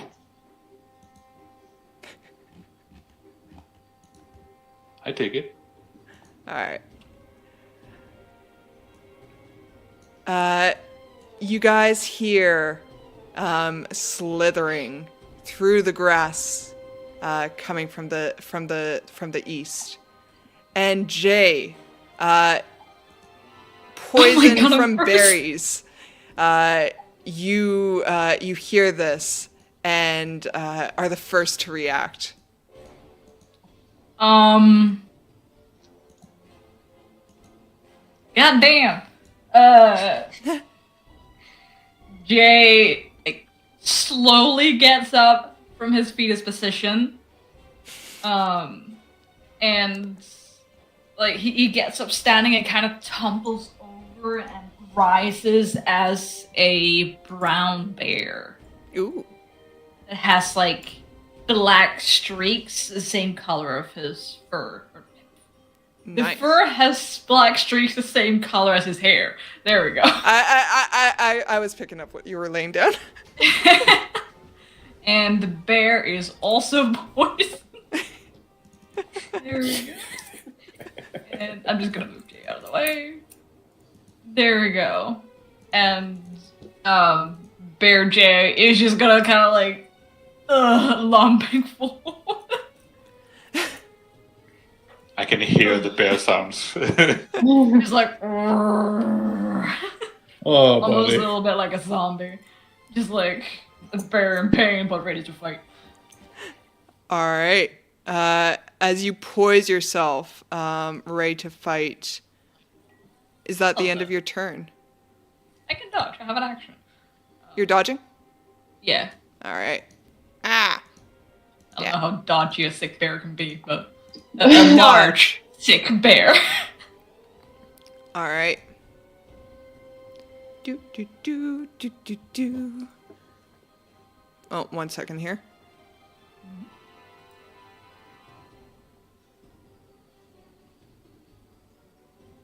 Ah. Sorry, 1 second here. No worries. Take all the sickness you need. We got the sick music to There we keep go. us comfy. All right. Sorry about that. Husband. All right. Ugh, hate it. No, he's just him and baby are no longer at home, so I need to message with him in other ways. All right. So Jay, as your bear form gets ready to dodge, you see something coming from the bush. Let me make sure I'm selecting the right one.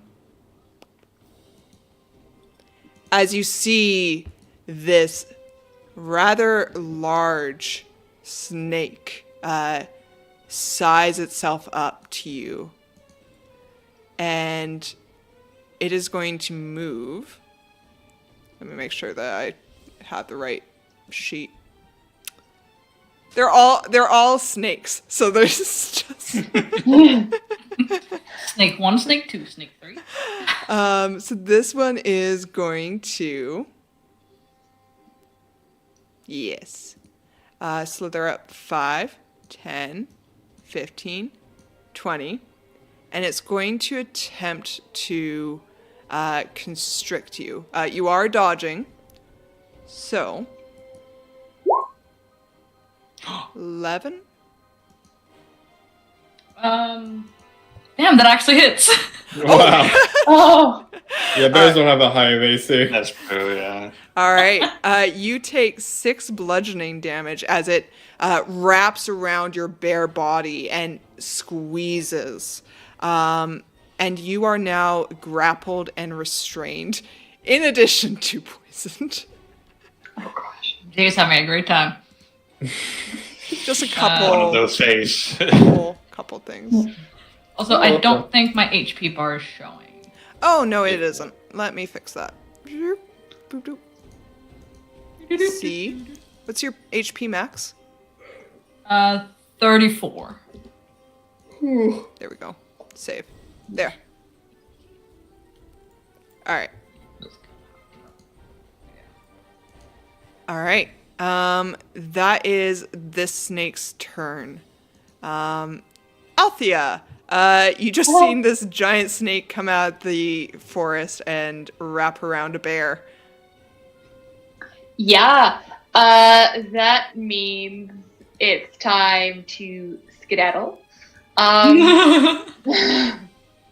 She'll move back right next to the egg.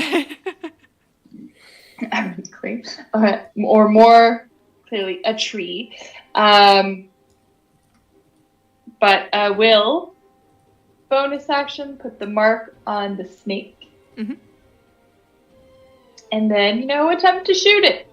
Because it's giving... What's the, can you ping Hunter's Mark for me again? Oh, do I need to be closer? Yes. Of course. Don't know. Let's see. 90 feet. Oh, 90 feet. Okay. Yeah. Yes. Okay. Yes, it is marked. Excellent. And then, let's see, Hunter Smart, archery, and then the little shoot. Ooh. Yes. That'll hit. Oh, gosh. Oh, that hesitation is... No. I just had the wrong sheet open. The sheets. There's a couple sheets. All right, so that is 13. Ooh.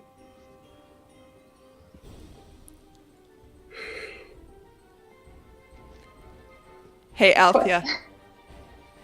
No! No! Ranger! How would you like to murder another thing? Okay, you know what? She's looking at her arrows and is like, okay, as soon as I get home, I'm breaking all of these arrows. Or no, you know what? I'm putting them away for a rainy day and refashioning some new arrows. You feel the disapproval of the forest weighing down on you. Like, you know what? Just for funsies, she'll put away her bow and just take out her dagger.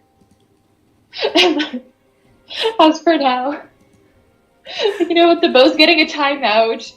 A little dagger is ready. All right, Jade, the bear is no longer grappled. There's just a dead snake around you. Shakes it off. Oh, well. Yeah, that's the turn. All right. All right. Slither, slither. Something comes hither. Sorry. You're good. As you guys watch as this thing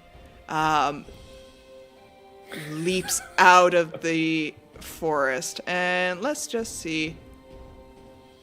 I'm pretty sure. Ooh, yeah. Spring. Okay, I do get an attack. Yeah. Let's see if we can hit with this one. Yeah! An 11 will miss. Damn, As you- it's too fast. As you swing your halberd, it's just too fast, too furious. This creature bites at the bear.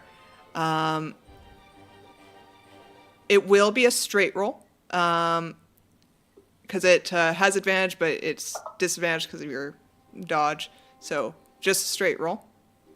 I'm still dodging. That does not hit. All right. That's good, because there was going to be some extra stuff if that hit. Look. All right. That is the end of this creature's turn. Slither, slither. Slither, slithering? slither. Slither. As another snake. I bet you didn't guess it. Shocked. This one seems a bit smaller than the other snakes. And it's going to move. What is its movement? That's a good question.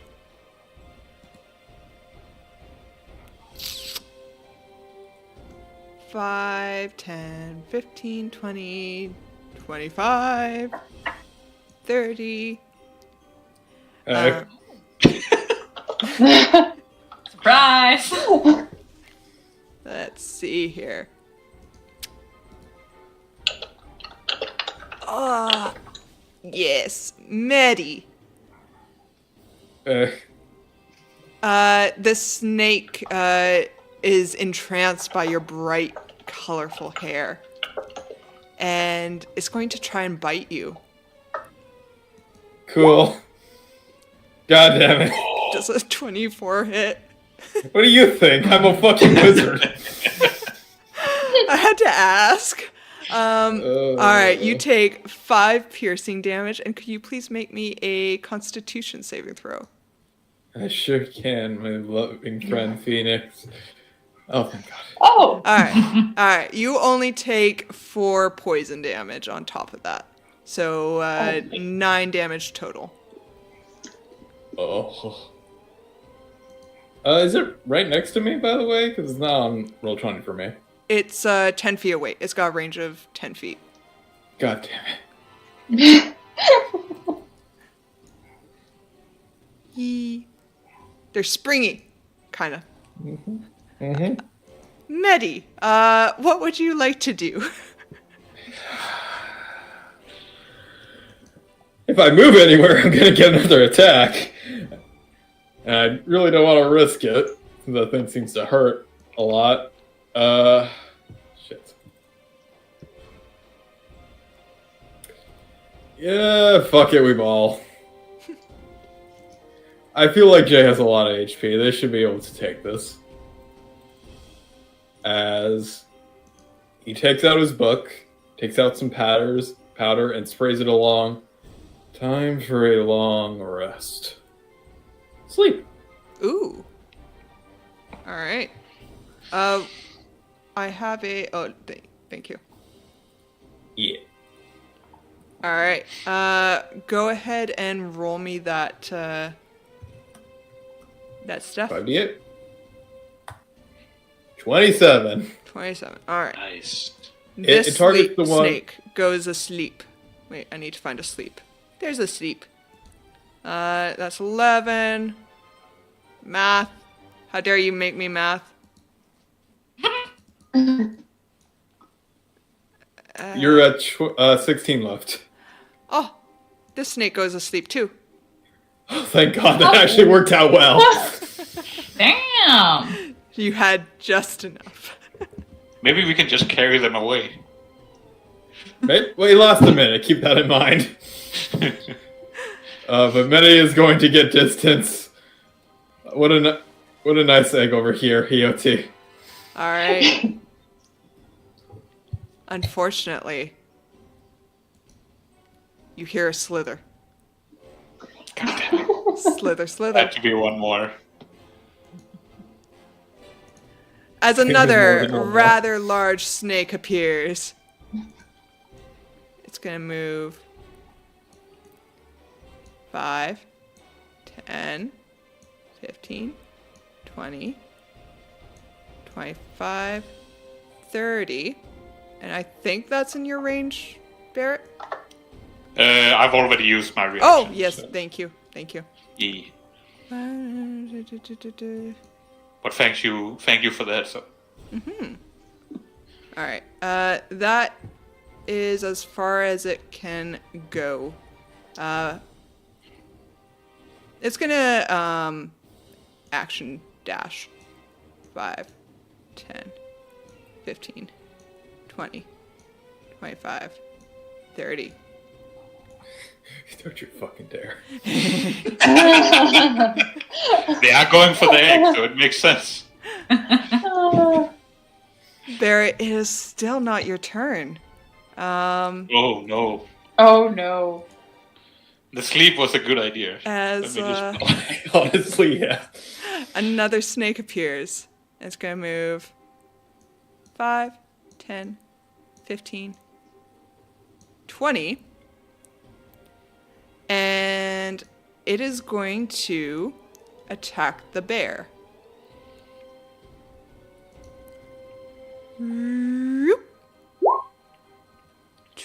Yeah, they'll do it. That poison roll, holy. All right. Bear. Let's see. Could you make me a Constitution saving throw? Oh! Oh, nice. Okay. So you only take 8 piercing plus 7 poison damage. So total of 15 damage. Ow. Ugh. All right. But Barrett, there's just one more coming to the party before your turn. We can do it, guys. We got this. It I wouldn't be a would've done party if we didn't have oops all snakes. 5, 10, 15, 20. Grab the right sheet. Which one is it? This one. Okay. As it springs towards this bear.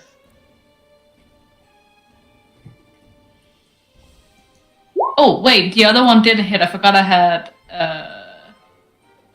or does it? I'm still dodging. Oh, Oh, right. you're right. Like, okay. did it have advantage in any way? No, it didn't. Then that would miss. Nice. You get 15 HP back. That's a lot. And I believe the Jackalope might misses too. Yeah, the 9 misses. All right. Oh, yeah. Nice. Okay. That is the end of the snakes. Barrett. Okay. Give me one moment. Barrett is gonna give fangs to Lathander because it goes against his code to attack sleeping enemies. Mhm.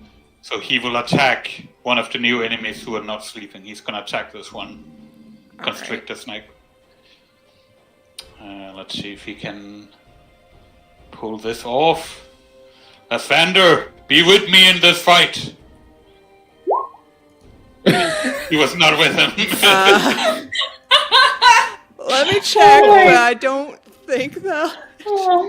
No, that doesn't hit. And then with the back of the halberd.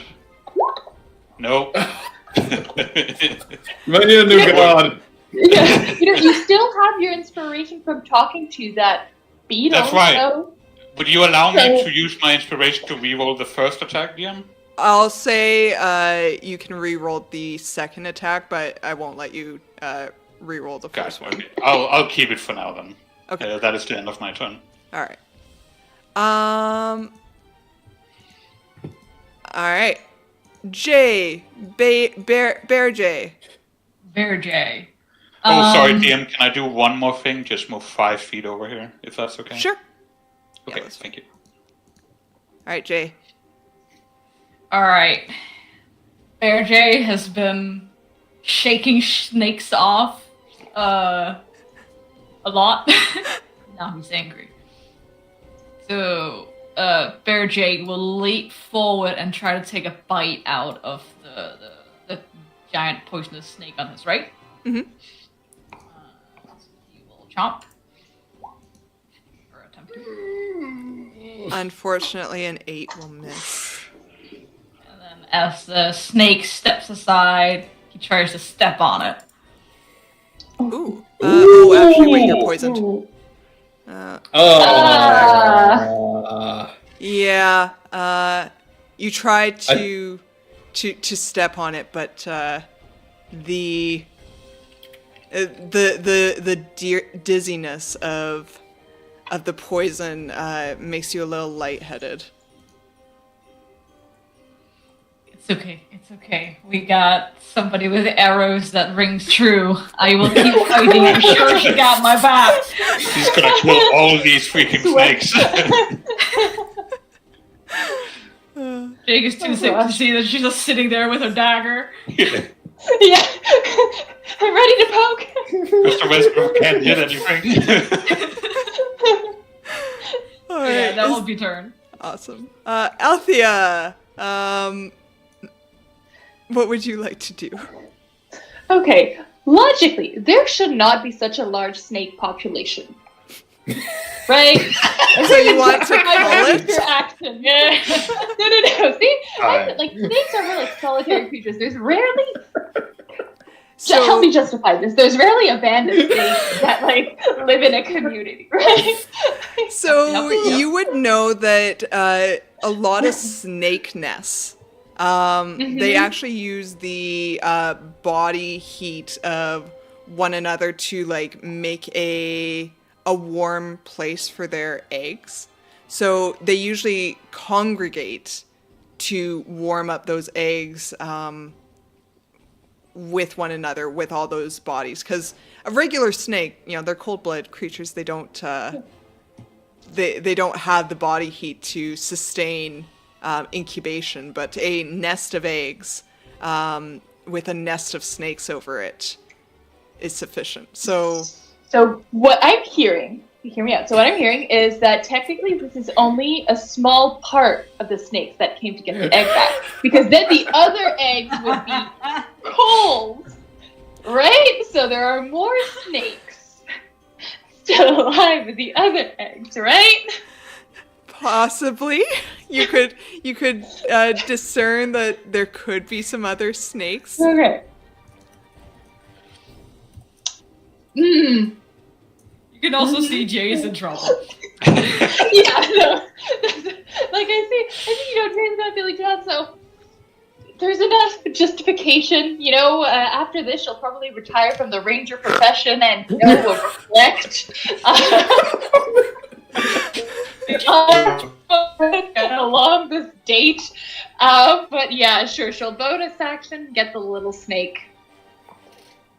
That's not sleeping. Bonus action transfer the thing and shoot, Oh, a 12. Oh, that I might don't miss, right? think that hits. It does not hit. I think guilt that's the is too first much. for you. Oh god, this is bad. Oh, the guilt, is too much. But, she's mentally, justifying her next kill. But yeah, that's the turn. All right. This snake. Let me just check. He's asleep. Yeah. Oh, he's asleep. Yes. Also, the next one is. Asleep. Medi. I'm glad I can't sleep. Thank fucking god. Unfortunately, I'm out of spell slot, so it's Cantrip City, because I see all my party members have fucking missed. I'm gonna help Barrett. And I'm gonna take an attack on this one. The Firebolt, since it's still healthy. Oh my god. 11. It's a different creature. That does not hit. Oh, it's over. EOT. I'm getting flashbacks, by the way, Phoenix. Yeah. I once almost TPK'd a party with, I think it was bats and spiders. Yes, we fought in a harder encounter earlier, but this one we couldn't roll up higher than a 10. That's how I like my D&D. All right. This snake is going to try to constrict you, Barrett. Let's see it. Ooh. That misses. Maybe your armor has like some little sharp points to it or something, but I'd like to think that he's like pulling up his halberd and it just cannot curl around all of it. yes. And he just rolls it around, stopping it from curling around his form. Yes, yes. It sizes you up again, its green eyes flickering as it thinks about how it can best eat you. Poison Snake is going to try to murder. No. It will try and bite this bear. 12? Yeah. All right. You take 7 damage, and could you please make me a Constitution saving throw? Ooh. Yo! Ooh. Does that clear my poison? You ate Look a how sketchy immune. Nice berry. try, though. You ate a sketchy berry. Sorry, there's nothing to be done for eating sketchy berries. That is fair. So you only take 5 poison, so that'll be a total of 12 damage. Yep. And this snake is going to...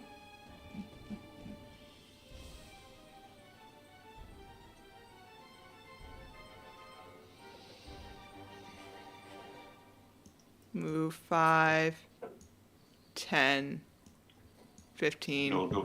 20.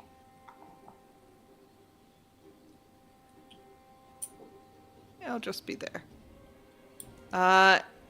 This one is going to try and bite the bear. You notice it doesn't seem to be able to spring towards you because it's too close.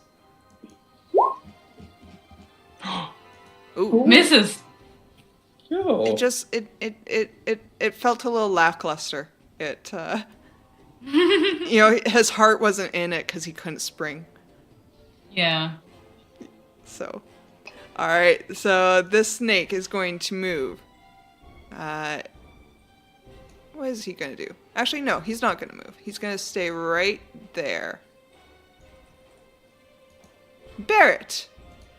Okay. Lathander, I beseech you, lend me your aid in this dark forest. And he's gonna attack the constrictor snake in front of him.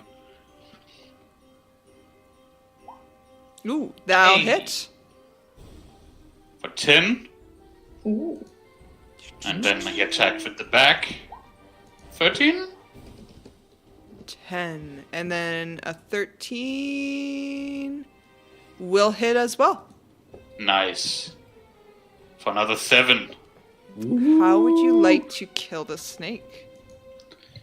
I think it's one of those things where it snaps at him, and then he hits right into the open jaw of the snake, and then takes the blade out, and then with the back, he pierces it through the middle section of it, pinning it to the ground as it does its last snake slithers.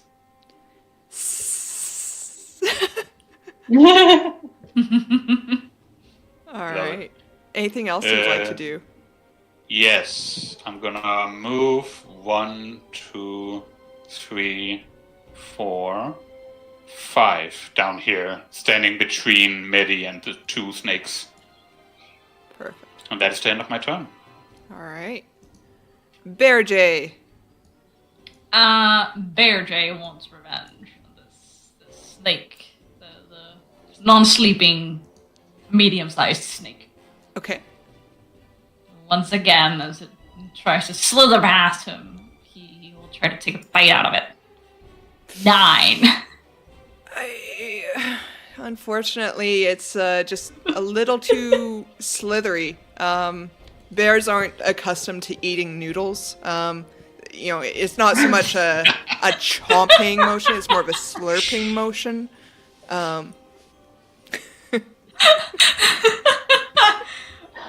With that in mind, for next time, he tries to step on it. Ooh. Yay! That'll hit. Yeah. How would you like to make noodle pasta of the snake? So I'd like to think that he's just kind of following the snake, trying to nibble and he doesn't watch where his feet are going, so he just accidentally stomps on his tail and then like on the head. Perfect. Yeah, the snake goes, Swice.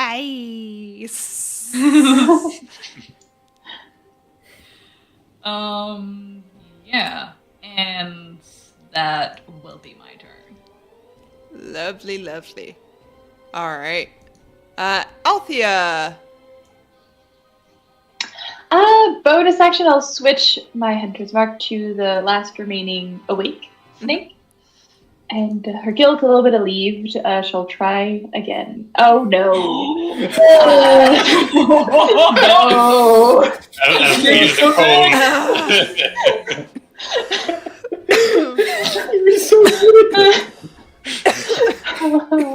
Just, as she's feeling better about herself, Althea, Brutal. how would you like to kill the snake?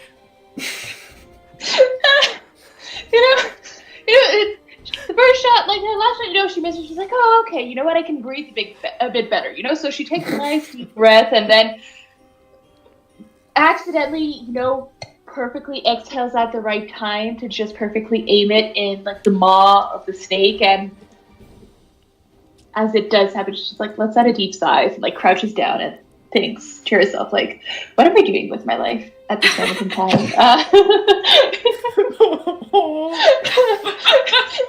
What is happening? And she'll look at the egg and Charlie and say, your date better be freaking awesome. And yeah, that'll be her turn. Lovely. All right. So, this snake is sleeping. This snake is sleeping. Medi, do you do anything?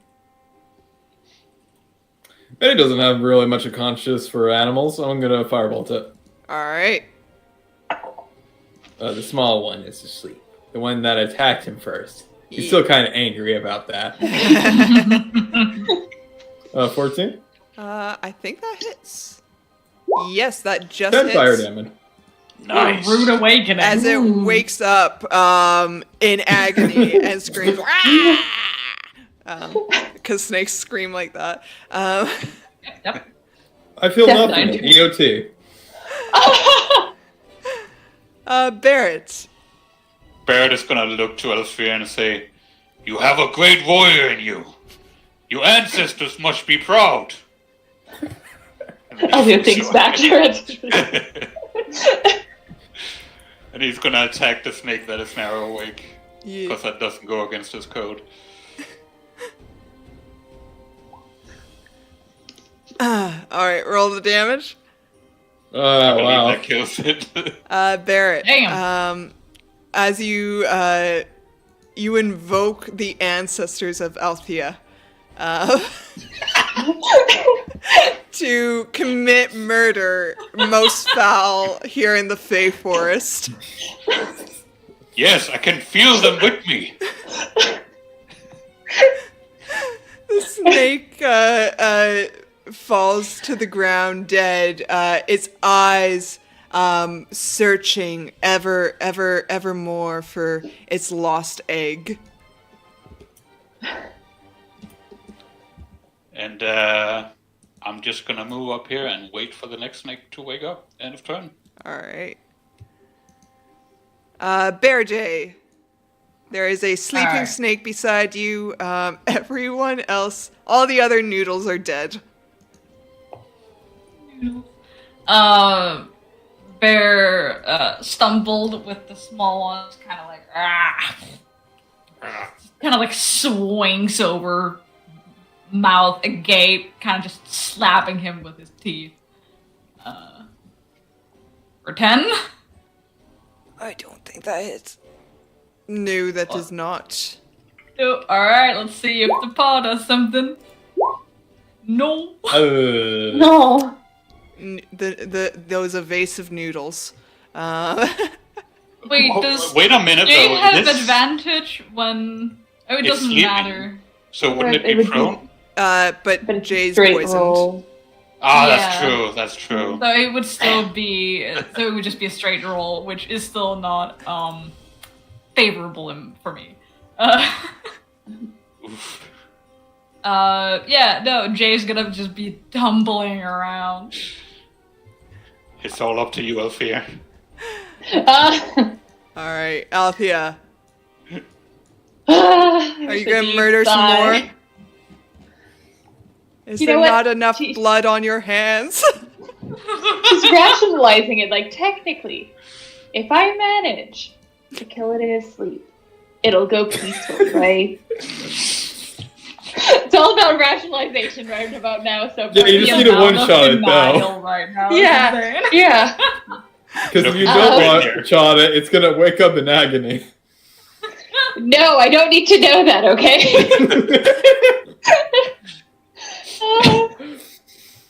I made Oh no! It was too much. Althea, Ah. you try to kill this creature, but just as you're about to loose your arrow, you see a rustle in the grass, and your eyes flick ever so slightly to the side, and you see a mushroom looking on in horror as you raised your arrow to murder more forest folk. They're so mean. And it's just enough hesitation to make your arrow lose its mark. Guilt trip. Gale trip, Gale trip, Gale trip. I'm gonna have nightmares. No, okay. That'll be it. Do you mind pinging me sleep again? I don't remember if It lasts a whole minute. It lasts like a literal minute. It's kind Okay. of strong at It's first just level. it's just when it takes damage, right? Not attack. Yeah, when it takes damage. Okay. Yeah. All right. Sleepy Snake, Medi. Well, we keep rolling. Roll it down. Ooh, that's a loud wake-up call. Yes. Literally having a nightmare. 7 damage too. Oh, Fits. Let's better damage as well. see. Wisdom. Ooh. 7. It's not a Wake up. wise snake. But it only takes that 7 damage. But it is jolted awake now. Has it just woken up to witness its murder? We will see. EOT. Barrett. Okay, I'm gonna move up. In the name of the Dawn Lord, I smite thee! It's just a snake. He misses, he hits the ground, and then he lifts his habit up. In the name of the Dawn Lord, I smite thee! Check with the back. Surely it'll work the second. Oh, there we go. Oh, there we go. There we go. And then I'm gonna put my final smite in it just for fun. Ooh. All right. Barrett. How would you like to be not so polite? What do you mean? I mean, you're murdering this snake that was just trying to, get We are his having egg a- back. We are having glorious combat. I'm giving him an honorful death.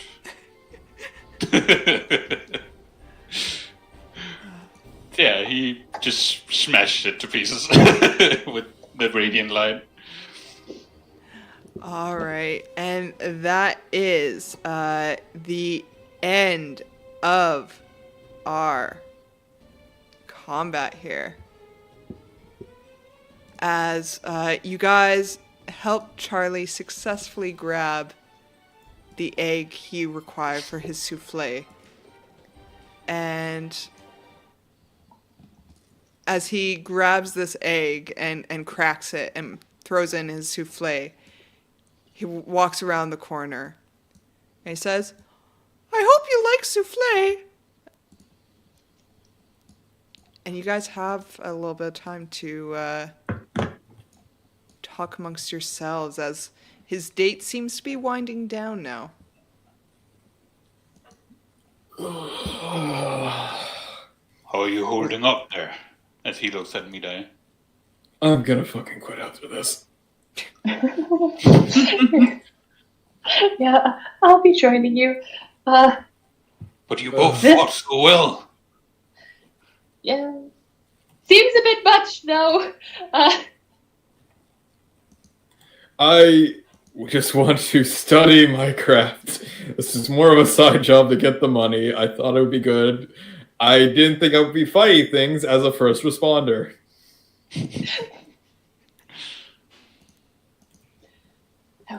They should definitely give out a bit more detail when sending out those notes. Agreed. I have to admit, I did not expect a date and then also fighting snakes and wolves. It's a weird combination. Agreed.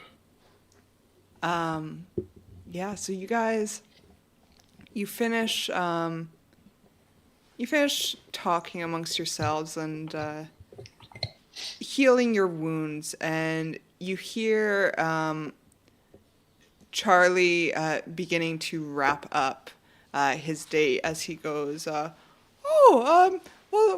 thank you for coming. I'm glad that you enjoyed the souffle. And you have a feeling that they might be coming out the door. Oh shit. Oh, I didn't say that. Hide! Hide behind the trees. Come on, bear. Hides in the tree. The bear will climb the strongest tree. It has a climbing speed of 30 feet. Go ahead and make me a athletics check for the Do I bear. need that with a climbing speed? They do have just climbing speed, yeah. Oh, dude. Oh, I didn't realize they had climbing speed. Cool. I can't pick The it. bear. But it does. Interesting. Fish, man. Okay. You just climb up, and Sick bear's just sitting there like... Althea and Medi and the bear are just like three heads in this bush of branches.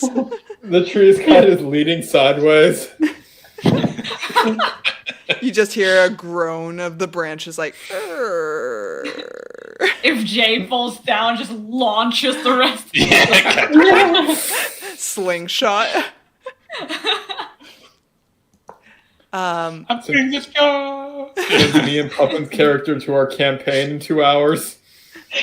Well, new characters. Charlie walks out, and you guys watch as he walks over, and Finch follows him. And the two of them begin to have a conversation beside the tree trunk here. And you guys overhear Finch say, I really had a good time, Charlie. I really had a good time on my date with you today, Charlie. And Charlie goes, I had a good time with you as well. I hope that the food was all right. I did try to make some berries, but that didn't go over too well. I think I might have chosen the wrong type of berry. And you just watch as she giggles, and she just says, "Charlie, you're a riot. I really did have a good time with you, and I hope to enjoy a second date with you in the future." And you guys see Charlie's face drop open in pure shock. All of you are free to make an insight check, including the bear. Bear sight. Oh. How's that? God damn. Again. It makes sense. Althea, you're very well versed in murder, not so well versed in love.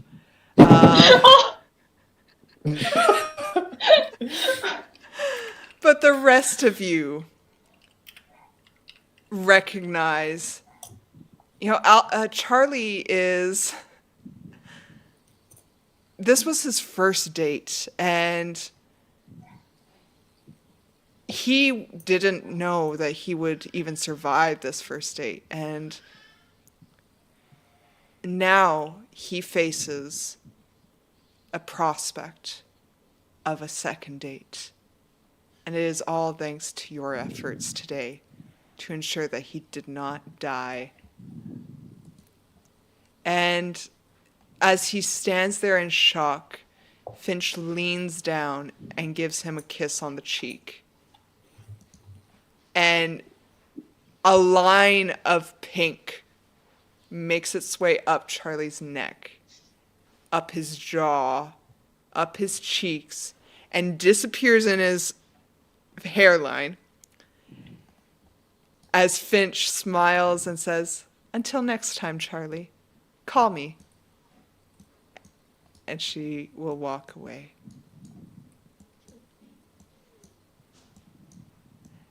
And you guys see Charlie standing there in pure shock, beet red, smiling like a kid on Christmas.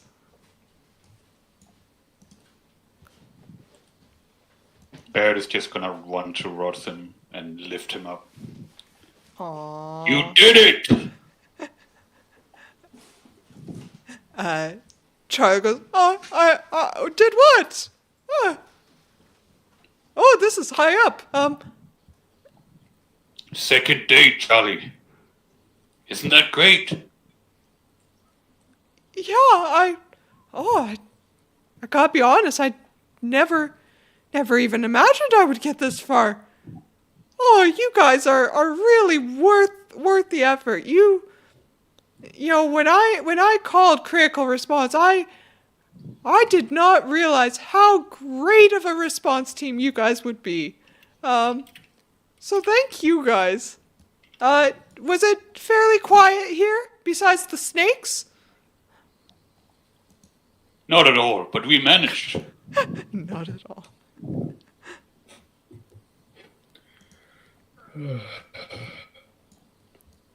Especially thanks to Althea over there. She's very powerful. You'll just see Althea just sitting, head in her hands, like thumbs up. Althea, Yep. You hear something in the distance, a rustling. Yeah, no, she doesn't even look in that direction. She's just like, yo, gosh. Does anyone look at the rustling? I'll look at it. Same. Medi and Barrett, the two of you see a horde of mushrooms. As far as the eye can see, all shaking their head in disapproval with their little mushroom arms crossed. Give him a break! Shaking their head, and they all just turn around and just slowly saunter off. If you never hear from Althea again, she was shanked by the horde of tiny mushrooms in her own home. I know a great continent we can go to, don't worry. Have you ever heard of Lathander, Althea? I can teach you. You can live in the church. Yes, but you see, Lathander seems to be okay with murder, and after this, I think I'm just going to go live quietly in seclusion and not kill anything ever again. At least not for another couple hours. Accidentally steps on a snail. No! Just tries to piece the snakes together. You will walk up to Althea, and though he feels like absolute shit himself, he will kind of like puff her with his big bear head and kind of offer the warmth of fur and comfort. Yeah. Oh, Uh, no. She'll pat the sun and say thanks. The good part of this is at least, met you guys. You seem like mostly good individuals. With a good heart. But yes, Charlie, for your next date, please do it in the city. And Where don't you call know us. the landscape. okay, I think I might have a couple ideas. What do you guys think about skiing? I don't ski, so you'll be on your own.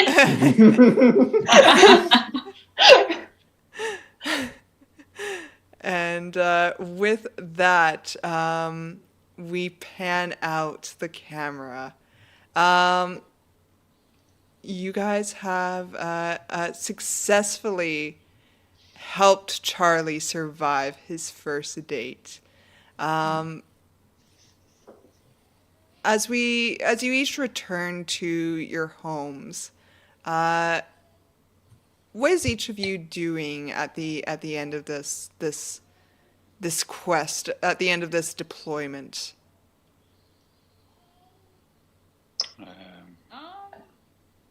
I think Jay would return to the Tribord Trail, and offer Althea to join him if she wants to. And explain that that's the Woodwound tribe that he is a part of is sort of like a nomadic thing, where people are encouraged to do whatever. What's it called? Like, not what fate decides, but sort of just like let people go wherever the wind takes them. If she needs a breather from the forest, and if she's too afraid to go home.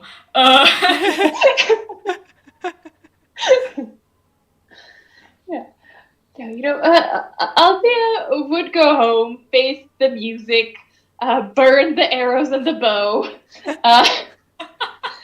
and keep just her 2 daggers, and be like, okay.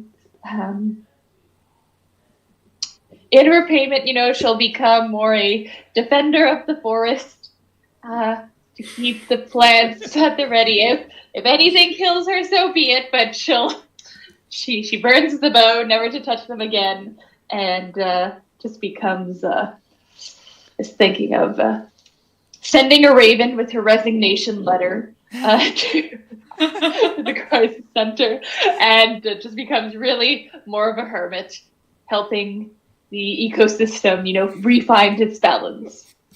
Doing snake rehabilitation. Yeah. That and the bees. One wolf did survive. Yeah, no, they're okay then. They're okay.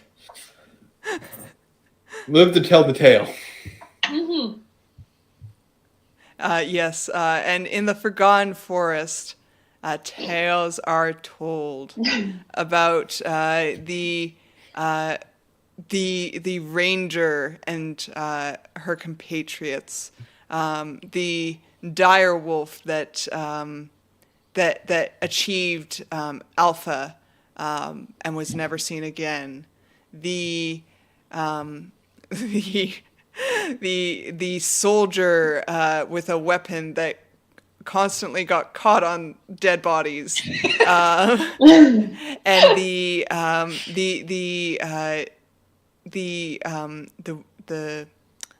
person with the tree hair coloration, that made everyone go night night. To be fair, that did save our asses. Yeah. But yeah, Barrett, Medi, do you guys have any closing remarks on what your characters do? You go first. Medi will put in his like his what do you call it? We are quitting, but Resignation. Resignation. Thank you. And start to head out with 2 coffins full of luggage. Yes, to a new continent for whatever reason. I wonder where. What about you, Barrett?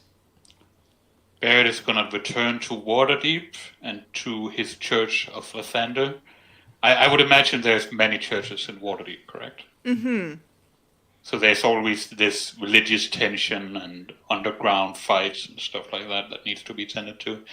But he's going to... There's new recruits who needs to be taught, and there's sermons that needs to be held. That's what he's returning to do. Yes, and you always remember the favor of your god. And every once in a while, you do see that beetle visit you again. From time to time, when you're preaching or when you're praying, sometimes you'll just see out of the corner of your eye, waving its little paw. It has a place at his table anytime it needs. All right. Da da da da da da da da. That's the end of our session. Yay! We survived. Yeah. Thank you guys so much for playing with me today. Thank you for completely obliterating my monsters. I wouldn't say completely obliterated. We missed a lot. Mostly Yeah. out there, by the way. No. We all had parts of contribution. We all carried our weight. But no, I appreciate you guys coming in to play this kooky little adventure with me. Thank you to the viewers who've stopped in by the stream, the people who've chosen to follow us over the course of the stream. I really appreciate everyone supporting this this fun little adventure. Again, we're going to do a quick little closeout about our artists, so bear with me here.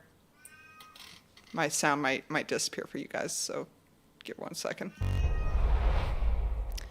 So music during this one-shot was provided by Ivan Dutch, and 2 of the 3 maps that we had up today were by James RPG Art. Some of the various token art that you see throughout this includes ABD Illustrates, Art of Gioni, Dominic Mayer, Kedja Blank, Knights of Vastille, Tatchet, Vale Hisi, and Wow the Sketch, who's actually one of our panelists here. If you guys like the art that you saw, please support the artists through their various. I'm trying to think of the thing. Social media? Social media. Yes, that's the word. Please support them through their various social medias and give back to the community. And that is our session today, folks. So we are going to end today's stream. Again, thank you guys all so much. Thank you. All right. Take care, everybody. Bye-bye. Bye. Bye. Bye.